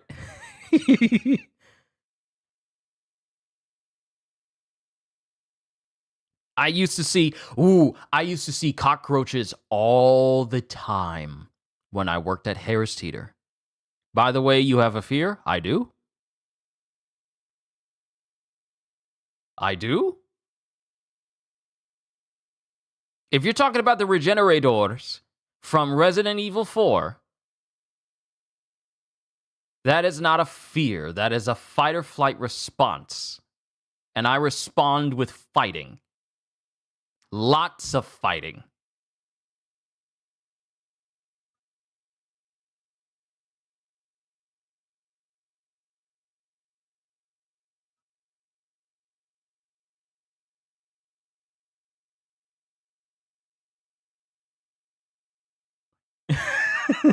See, I had a feeling you were going to pull. I had a feeling that you were going to come back with that. I had a feeling you were going to respond to that. But here's the thing. They were a fear for me when I was younger, and they were a fear for me when they got introduced in the remake. The second time we faced them, nah, they got the shotgun, they got the broken butterfly, they got the infinite rocket launcher. See, I'm only... Spiky regenerators were creepy. Why are you breathing like that? Designs. So, when I was young and I played the original Resident Evil 4 on the PlayStation 2, first rated M game I ever played, encountering the regenerators the first time, seeing it walk towards me, and hearing that breathing...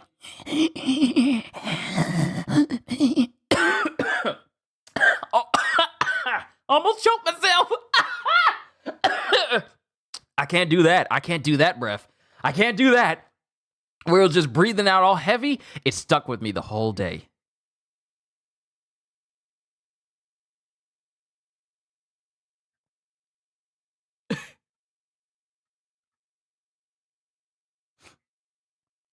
You have a fear of cooked gas station food. That's not a fear, that's an aversion. I don't fear the food, but I'm not going to eat it. Not out of fear of getting sick, but because principle. Because of principle. That is not a fear. I don't look at gas station food and be all like, cooked ham and cheese sandwiches. No. That's like saying a food that you're allergic to, you fear that food. You don't fear the food, but you know the last time you had it, it did something to you unfavorable, so you just avoid it. That's not a fear. That is not a fear.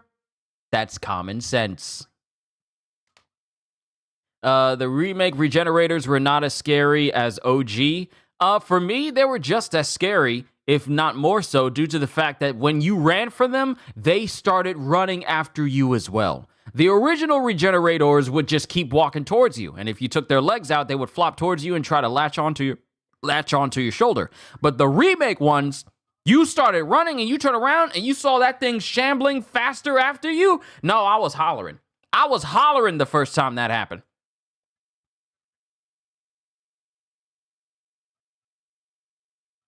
But as soon as you get that scope that lets you fire out all of those regenerative organs they have inside, it's so satisfying to watch them explode. It is oh so satisfying. No fear. Kratos exists in universe. One fear. Yes, yes. See, when you get overpowered characters like Kratos and Sung Jin Woo who exists, if you never had fear, you would that day. The moment they get introduced to your world, the meaning of fear literally enters into the world and everyone feels it. But I love those characters though. I love them. I love them both.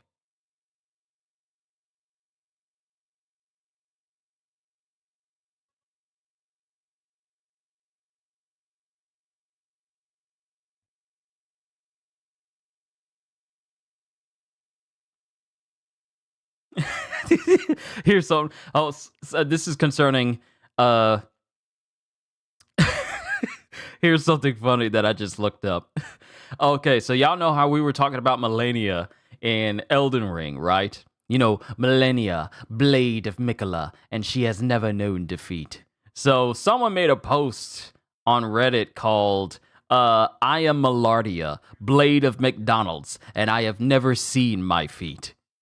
And her doing waterfowl, and someone says waterfowl is just her doing donuts in a mobility scooter.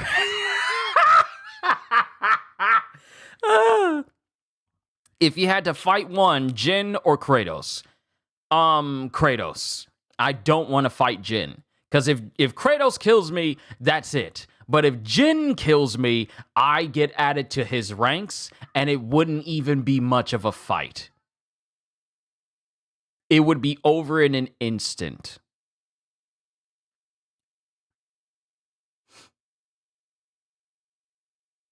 I'm not going to go into detail of all the people that tried to fight Jin and thought it was going to be an easy fight, and it turns out that Jin is not an easy mark, due to the fact that it would probably go past where the anime is, just in case people are just solely watching the anime.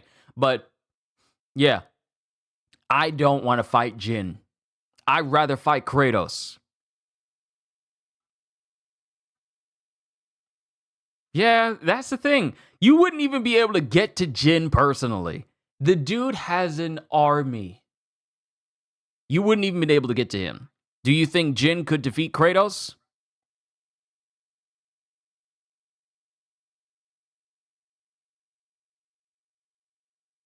Yes. Yes.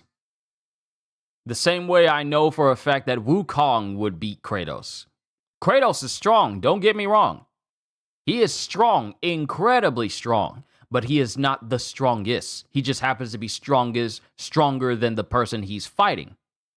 But Kratos is nowhere near Sun Wukong's level, and he is definitely nowhere near Jin's level. Let me see. What are my least favorite insects? For me, it's cockroaches. 2 is lice. 3 is mealworms. And 4 is botflies. That's a pretty good list, actually. That's a really good list. But I would replace mealworms with ticks.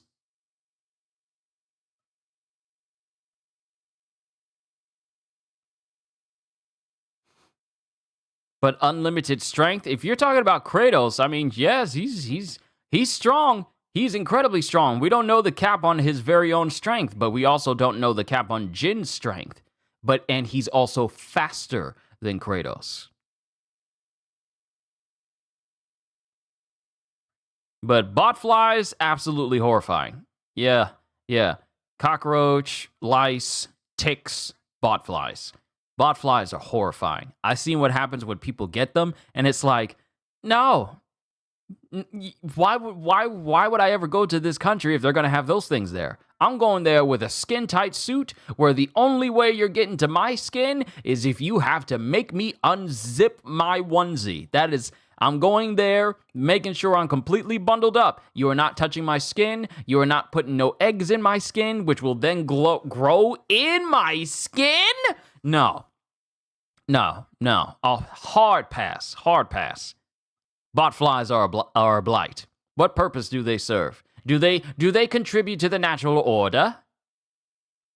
No, we're good. We're not messing with that. Also, Holster, good to see you. I don't know if you showed up earlier on. If you did, then I'm sorry that I didn't acknowledge you when you first got here. If you're just now showing up, yeah, welcome.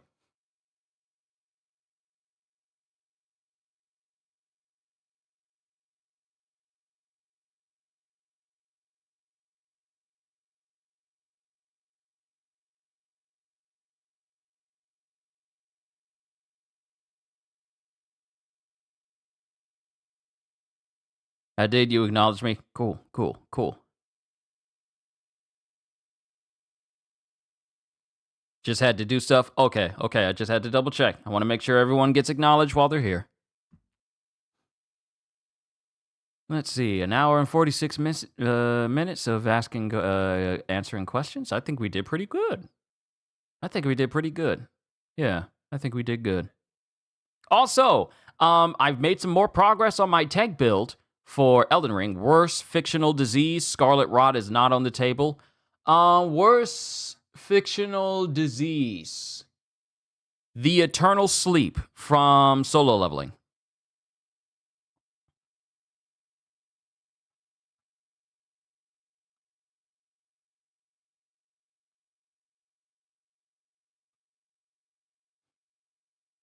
Actually, you know what? No, not the Eternal Sleep from Solo Leveling. The blood disease. The old blood disease that permeated throughout all of Bloodborne. That mutated people, turned them into werewolves, and turned them into just hideous beasts from just ingesting and taking in the old blood.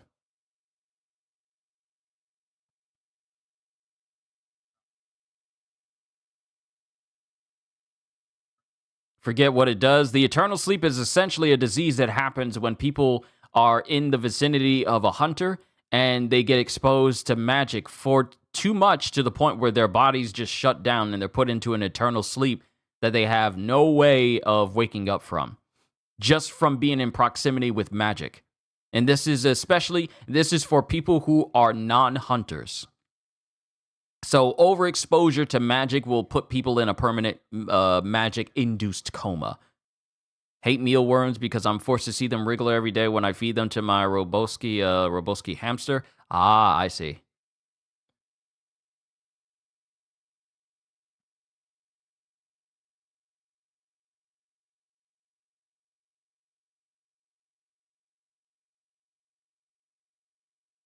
Ooh, that's a good one too, but I got to stay with the eternal sleep. Yeah, it is, because think about it.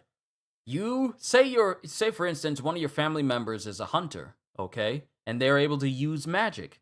Just being exposed to them increases your chances of being exposed to being induced into the eternal sleep.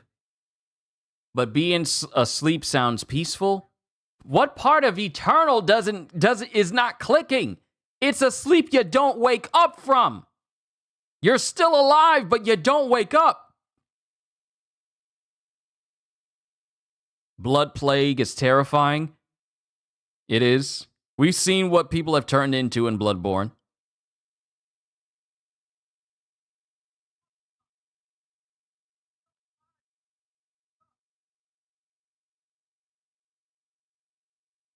So that's actually a terrifying disease. Eternal sleep is still sleep, but you never wake up. You don't wake up. See, a lot of us, given the fact that a lot of you are here in chat, means that you woke up. Okay, you went to sleep the previous day. Now imagine that you don't wake up the next day. You imagine you don't wake up. You're just stuck in a dream forever.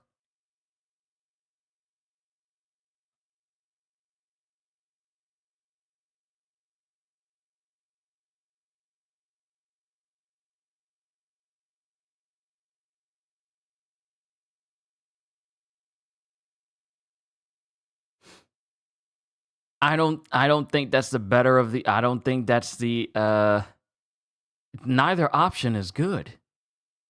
Cuz now you're just eternally sleep, you can't eat, you can't do anything, you're just sleeping eternally. So I don't know if it's worse than that, but I'll say no more. Yeah. Yeah. It's definitely worse than what I'm saying, but I'm not saying anything. My dreams are pretty good. I don't see perma sleep as bad. Okay.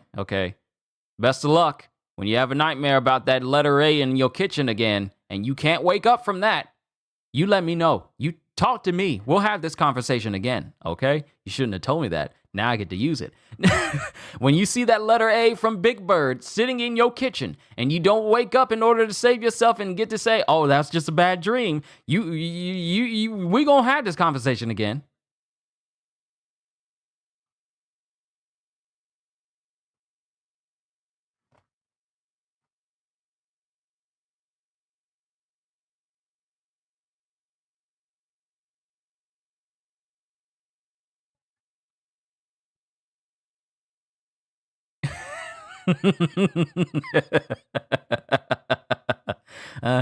It doesn't seem so appeasing. Oh, sleep is just sleep. But it's a sleep where you could be, wait till it starts smiling. Yeah, the A is just in your kitchen. Wait until it starts smiling at you. And you can't wake up so you can say like, oh, I'm so glad I'm awake. No, you're stuck there in the dream. Oh no, eternal sleep is still sleep. Keep on, keep on. Ooh, that's how it all starts. And then later there's running and screaming, and you can't get away because you're stuck there. You gonna tell the story. You gonna tell it. You gonna tell it. We gonna hear about it.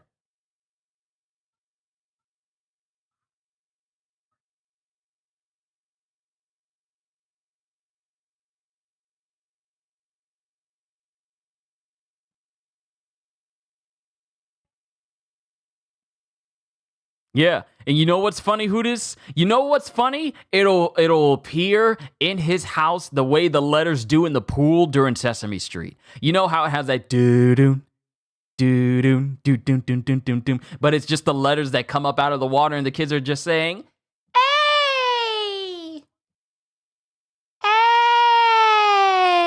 and it just rises out of the water. Bold of you to assume that me and the letter A have not been friends. I know you haven't been friends. Otherwise, you wouldn't have told us that it was a nightmare. Ha! That's the reason why you can't tell me stuff.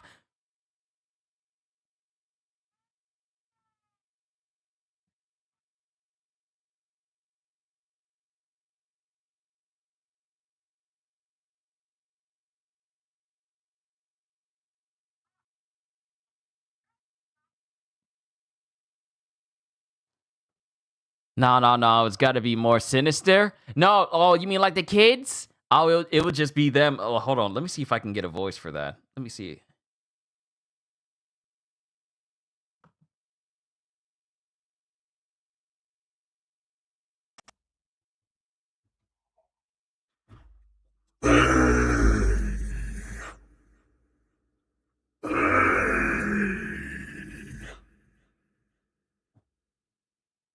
Can you tell me how to get to Sesame Street?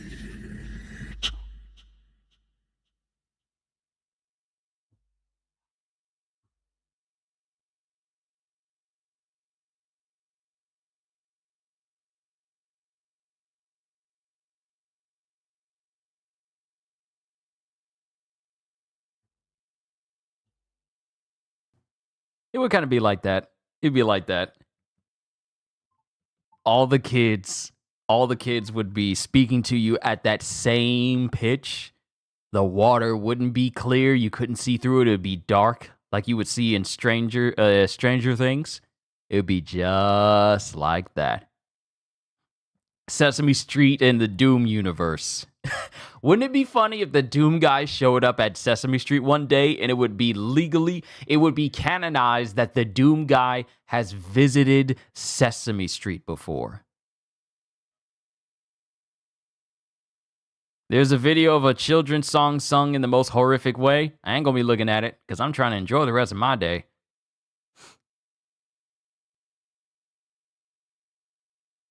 But yeah.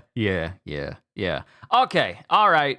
It's getting close to like 2 hours. It's getting closer. He's fighting Elmo. No, Elmo is fighting alongside him. You know how Doom Guy and Isabelle from Animal Crossing is considered a canon thing now? Like Nintendo and id Software have made that official. Doom Guy and Isabelle from Animal Crossing are friends. They're actual friends.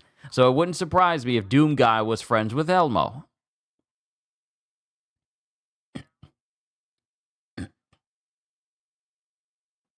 Can you imagine Elmo having a Doom Guy episode where he's all like, la la la la, la la la la, Elmo's world, dun dun dun, la la la la, la la la la, Elmo's world, dun dun dun. Elmo kills the demons with Doom Guy 2. That's Elmo's world. And he's just dressed up like Doom Guy.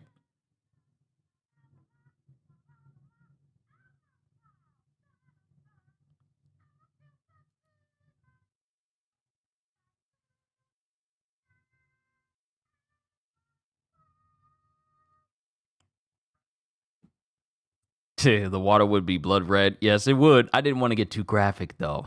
Let's see. Elmo is head demon in the doomed Sesame Street mythos. This makes me look forward to Doom the Dark Ages even more. May is going to be very fun. May 15th is going to be very fun. Or like your kid standing over you at 3 a.m. No. See, right there is when we're going to set some boundaries. All right? If mommy and daddy's room is closed, and this is just me, I'm not talking about what you need to do for your kids, because, hey, they're your kids. I'm just some random YouTuber on here. I don't get to tell none of y'all what to do. But for my kids, it'd be like, okay, it's late. It is 3 a.m. Did you mess up your bed? Do we need to clean that up? No. Why are you standing over me at 3 a.m. in the morning? I gotta go to work later. Dad's gotta do some streams later. Dad's gotta make some videos later. What you standing over me at 3 a.m. for, boy? Yeah. And Elmo just waves about a blanket that just starts shooting bullets. That's not your kid.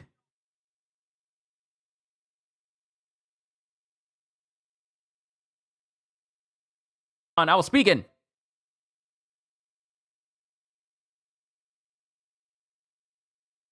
It just connected again. It cut out right when I was speaking.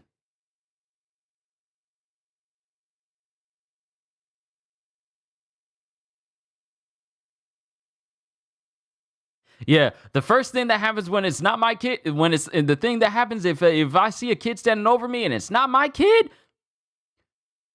Hello, kid that's here at 3 a.m. in the morning. What are you doing in my house? Let me see.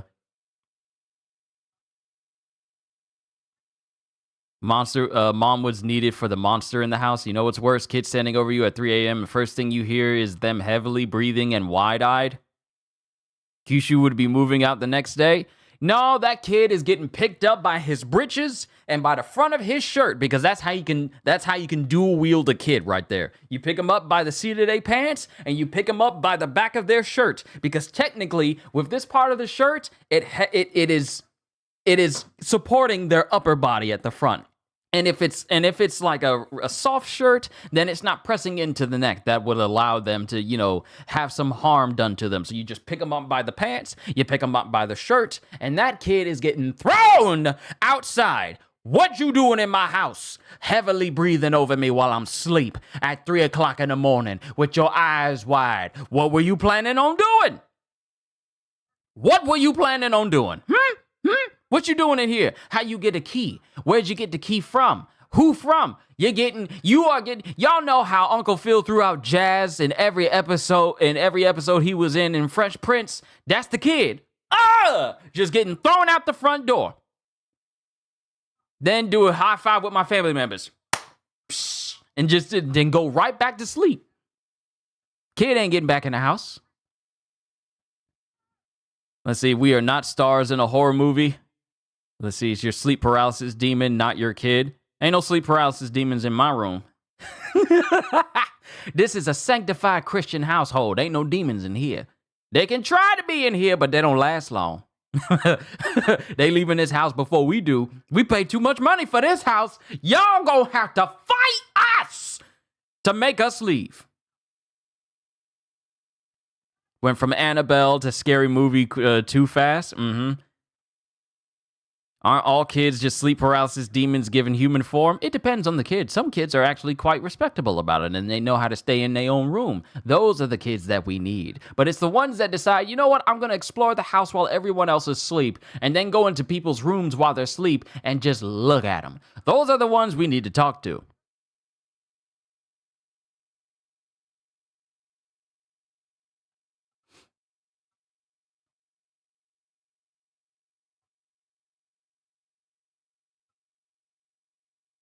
My kid is something. He's got my blood. I know. You tell it. You tell us. You tell us. You got some truly amazing children, Kitty. You really do. From the stories you tell us, you got some truly amazing kids. But let me see here. We've reached 2 hours, and I think I've answered all of your questions that you guys wanted. And I'm actually glad that we had this moment to, just talk to each other and just have casual conversations. We would normally have this conversation when I was playing a game. I was definitely a sleep paralysis demon equivalent kid. That checks out. That definitely checks out. But who looks at their parents while they're sleeping? Not me! I would have got the worst whooping. It would have been hard to sleep.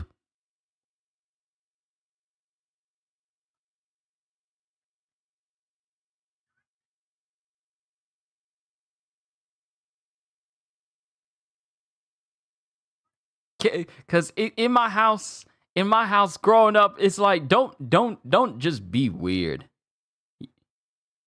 You would be in eternal sleep? Exactly. Before solo leveling was even a thing, I would have been in the eternal sleep almost immediately. All right, nurse, who do we have here? We have a young Mr. Qushu here. All right, what is the term of his visit here at this hospital?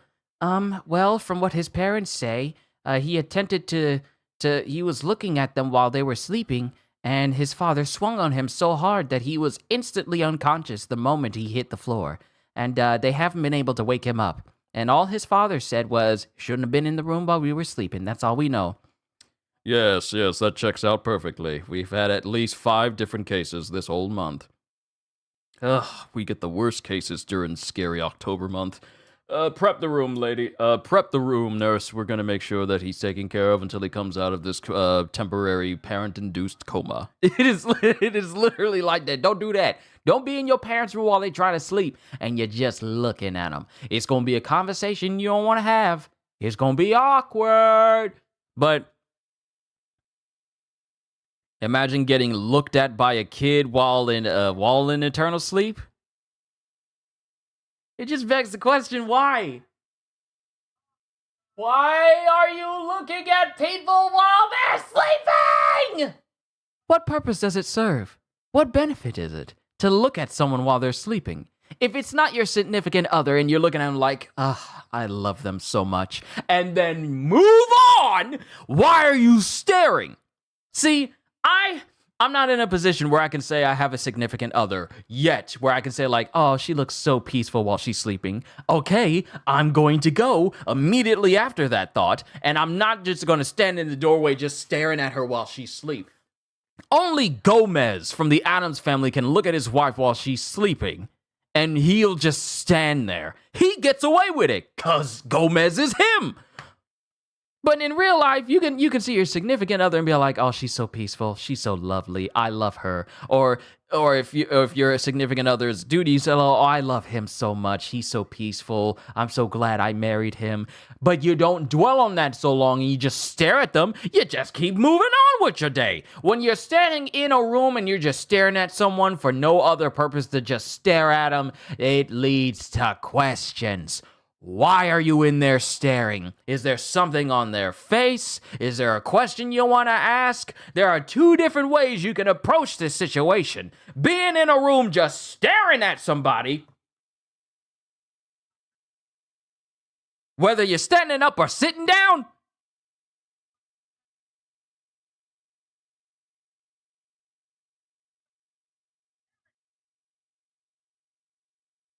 No, don't do that.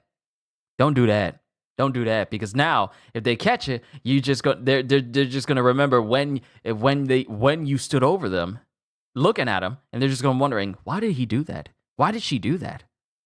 That's going to be in your mind for a very long time. And if they don't give a meaningful explanation, it's going to be in your mind for the rest of your life. Because now you're going to be wondering, if I'm asleep, is that person staring at me in the room? And that's the last thing you want to put on someone significant to you's mind when you're around them.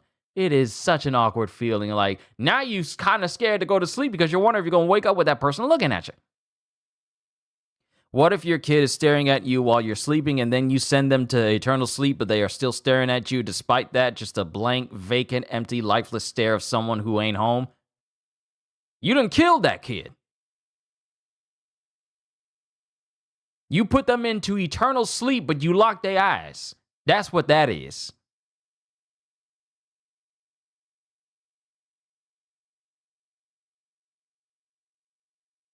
All in all, good questions. This was fun. This was actually very fun. I was so glad I was able to talk to you guys about games and all sorts of different things. But yeah, this was actually a very good conversation. I get the feeling that family is probably going to be getting home soon. So I think this is a good place for us to stop. I'll probably have another Q&A later this year, probably near the middle of this year, and then I'll have one more Q&A near the end of this year. So that's where I'm gonna leave it. Can't lie, I'm optimistic for 2025 for games, anime, and manga. I'm gonna be honest, I'm optimistic as well. Last year had a lot of stinkers. We had a lot of great games, but there were so many stinkers and way too many layoffs from developers that really didn't need to happen, and CEOs getting billion-dollar and million-dollar bonuses that they do not need. That this needs to be the year where we actually improve the workspace for gaming industries as a whole. Don't let people go if it just means the CEO is going to get more money and he doesn't do anything to produce the games that we all enjoy. There shouldn't be any more layoffs this year on the pretense of we're preparing for the future. Y'all said that 2 years ago. If you ain't prepared, you ain't going to ever be prepared. I'm sorry. So I feel very optimistic for games. You fixing food this year? Oh, yes, I'm going to be learning to cook some more food. I'm going to be taking your recipes that you have given us. I'm going to be trying some of those out, especially the salmon one. I haven't done that yet, but I will. I'm going to be trying that out. I'm going to be trying a whole bunch of different recipes because I want to get good at cooking better. Because I can cook now, but I just want to get better at it. I did, for New Year's, what's for lunch today? Family's out getting cookout. I'm getting 2 cookout-style hot dogs all the way with no what is it? I forget what you call it on a hot dog. No, not relish.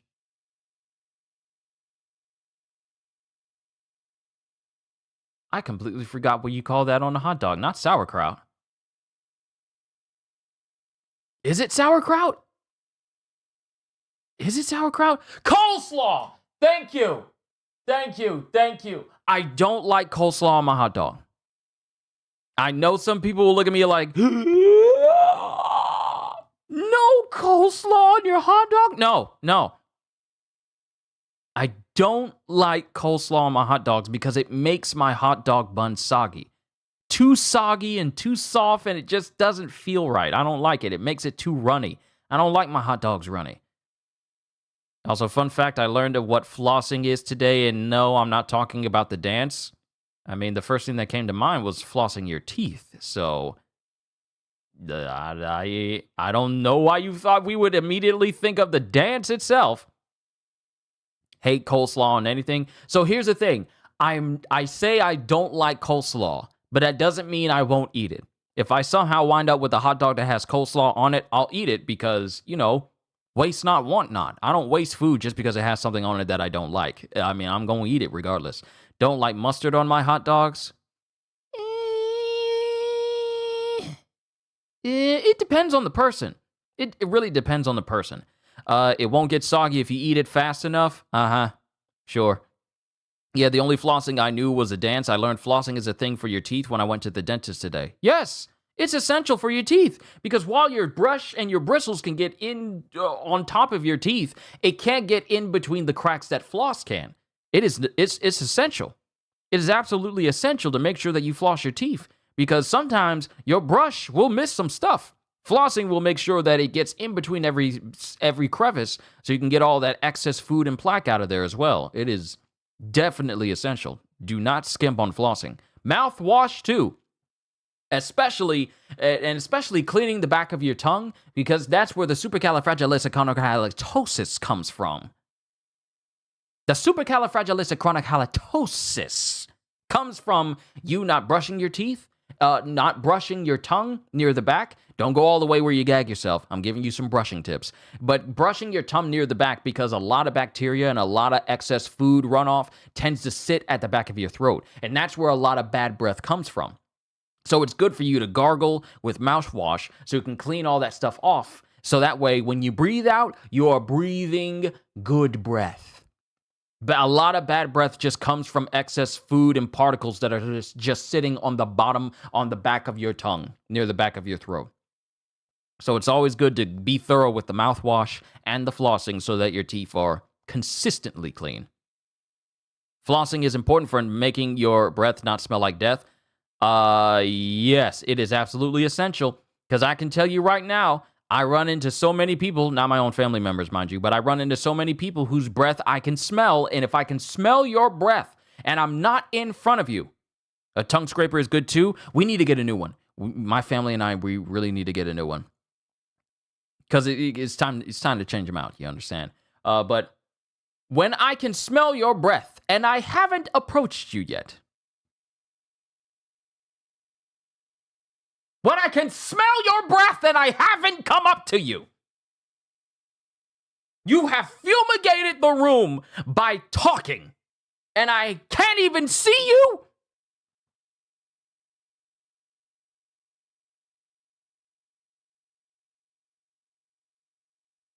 Something wrong. Something is definitely wrong. If I can smell your approach before you approach, that is a problem. Your body may be clean, but your breath is stank like a tank. That's a problem. That's a problem. If I can smell your words, that is an issue. One of my old managers smelled like southeaster latrines on my way out of the job. I burned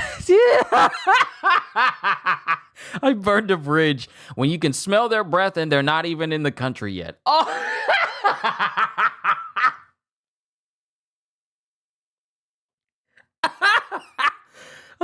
I love that one. I'm going to use it. Thank you, Holster. When I can smell your breath and you still ain't, and you haven't even got your visa yet. I can smell your breath and you don't even have a passport yet. You're still across the state. If I can smell your breath, there's an issue. Flossing is also important for cleaning the areas between the teeth and gums. Yes. That's the reason why I brought up the importance of flossing. To get in between the teeth, because your brush can't get everywhere. It's very important. A lot of people seem to think that, you know what? I don't feel like brushing my teeth today. I'm busy. No, you're not. You're not busy enough where you can't brush. None of us are. Unless you have a job where you are not able to go home for literally any reason, you are never too busy to brush your teeth. Never. Ever. Party Sepe, good to see you. You're coming in on the tail end of this session. We're just messing around at this point, but also talking about the importance of teeth cleanliness and teeth health as well. It's amazing that people think that, you know what? It's been busy, it's been lazy. Hey, I understand. It's been busy, it's not being busy, it's being lazy. Yeah, it's lazy. It is sheer laziness. I don't feel like taking a shower. Brothers, all men in chat, it is absolutely important for a man to be clean. Don't talk about no, oh, it's my natural musk. Your musk stinks and no one wants to be around you. Stop being lazy, take that Old Spice Eagle Fang scent, and go in there, spend some time, talk to God, talk to Jesus, spend some time in that shower, and make sure I can't smell you before you sit down. Showers are important. They are not optional. I don't know who made that up, but showers are not optional. You have to take a shower. And I'm not asking you, I'm telling you, you gotta take a shower. I can't stand it when it disrespects me as a dude when other dudes are out there saying, like, I don't shower, I don't do nothing. I don't shower, it's my natural musk. The women can't handle it. No, they can't handle it because there's only so much stink a woman can smell before they realize I'm going to pass out if I keep smelling this, and this is hazardous to my health. This is carbon monoxide poisoning I'm experiencing right now. There's a reason why women ain't getting close to you if you ain't showering. And it isn't because they think you're beneath them. They think you stink. Men, take showers. Please. I don't want to come up to you and you smell like hot onions. And you don't do anything strenuous all day, but you smell like hot onions? Huh? Ain't nobody cooking no burgers or nothing. We indoors.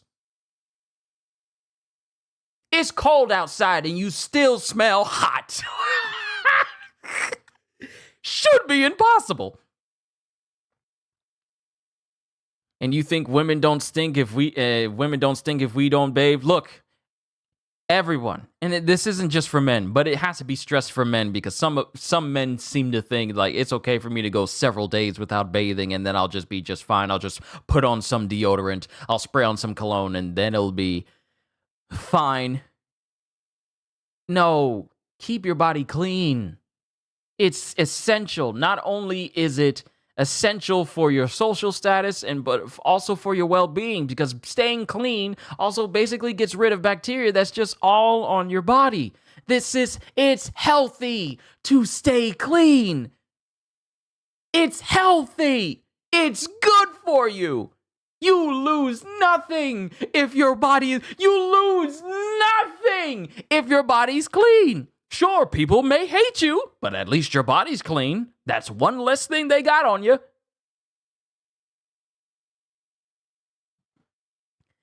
Rip all Redditors on Earth. Rip the Redditors who don't bathe. Because I don't want to generalize and put every single Redditor on the planet in that group. Just the ones who don't bathe. If you don't bathe and you think that's fine, it's not. My dear friend, you've not been to Georgia, I assure you it's both. See, and I say this is for men, I say for men, but this encompasses both men and women. Everybody bathe. Once a day, wash up. Once a week, bathe. It is easy to do. It's not hard. It's not hard to get a regimen where you're constantly clean. You'll find, for men, it's easy for women to like you when you smell good and your body clean and you don't look like you've been on latrine order. Like on latrine duty at the motor pool. You'll see that men will find you women absolutely irresistible if you're clean. Being clean is good. You lose nothing, and it gives you so much benefits.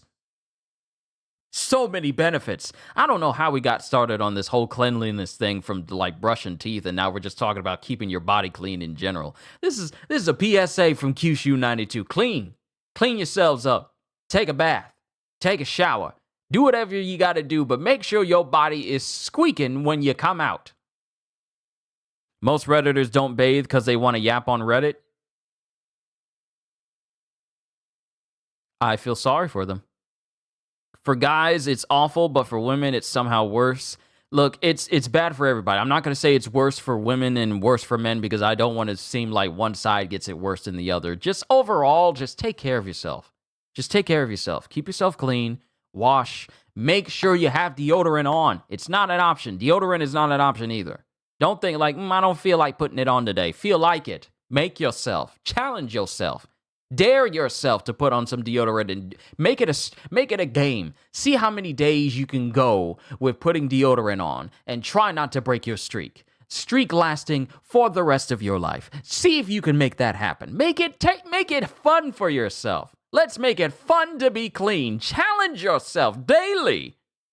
And this is an eternal game. You don't get to skip days. There's no rest days. There's no pause on this. This is an eternal streak. If you want to get the most bonuses, you got to persist for the rest of your life. But I said all that to say this. This is a very fun conversation that we're having, ladies and gentlemen. We went from answering questions. It seems like Qushu will make a fitness channel. Nah, even though you also got to take care of your body as well. And that goes doubly for me because I take care of myself. I make sure I watch what I eat all the time and also work out properly because a lot of what I do consists of me sitting down for long periods of time. And if you're not careful, that sort of thing can build up. So it's good to, stretch. Make sure that you're capable of moving properly and you're taking care of yourself and you're not just sinking into your chair. And next thing you know, you're just a very big guy with a headset on your head, leaning on a computer, and your shirt looks dirty and it looks messy. Like, how many times have y'all ever seen me with a dirty shirt? Ever? Have y'all ever seen me with a dirty shirt? No, because there's a certain way you got to present yourself when you're doing stuff and you're allowing people in public to see you. You never see me with a dirty shirt, ever. I clean, and it's not often that you see me wearing the same shirt the next time I have a stream one day after the other. It's not often. It is not often. It's either because I am starting a stream and I haven't taken a shower yet, or I haven't taken a shower yet to change out that shirt.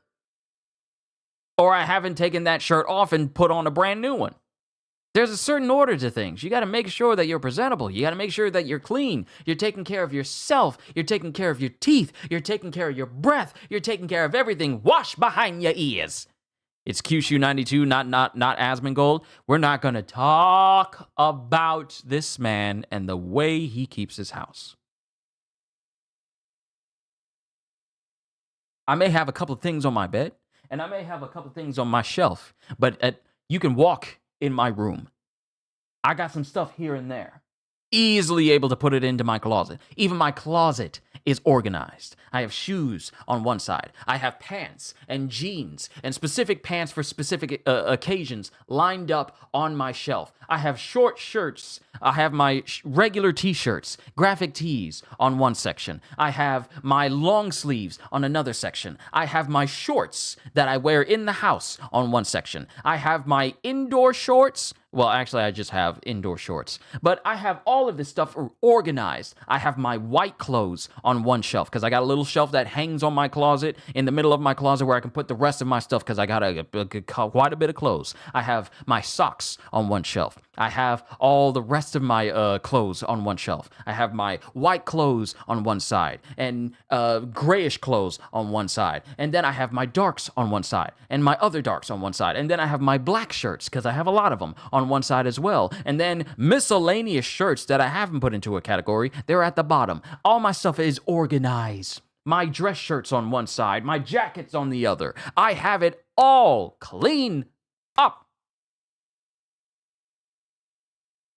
So we're not going to talk about Asmongold's house.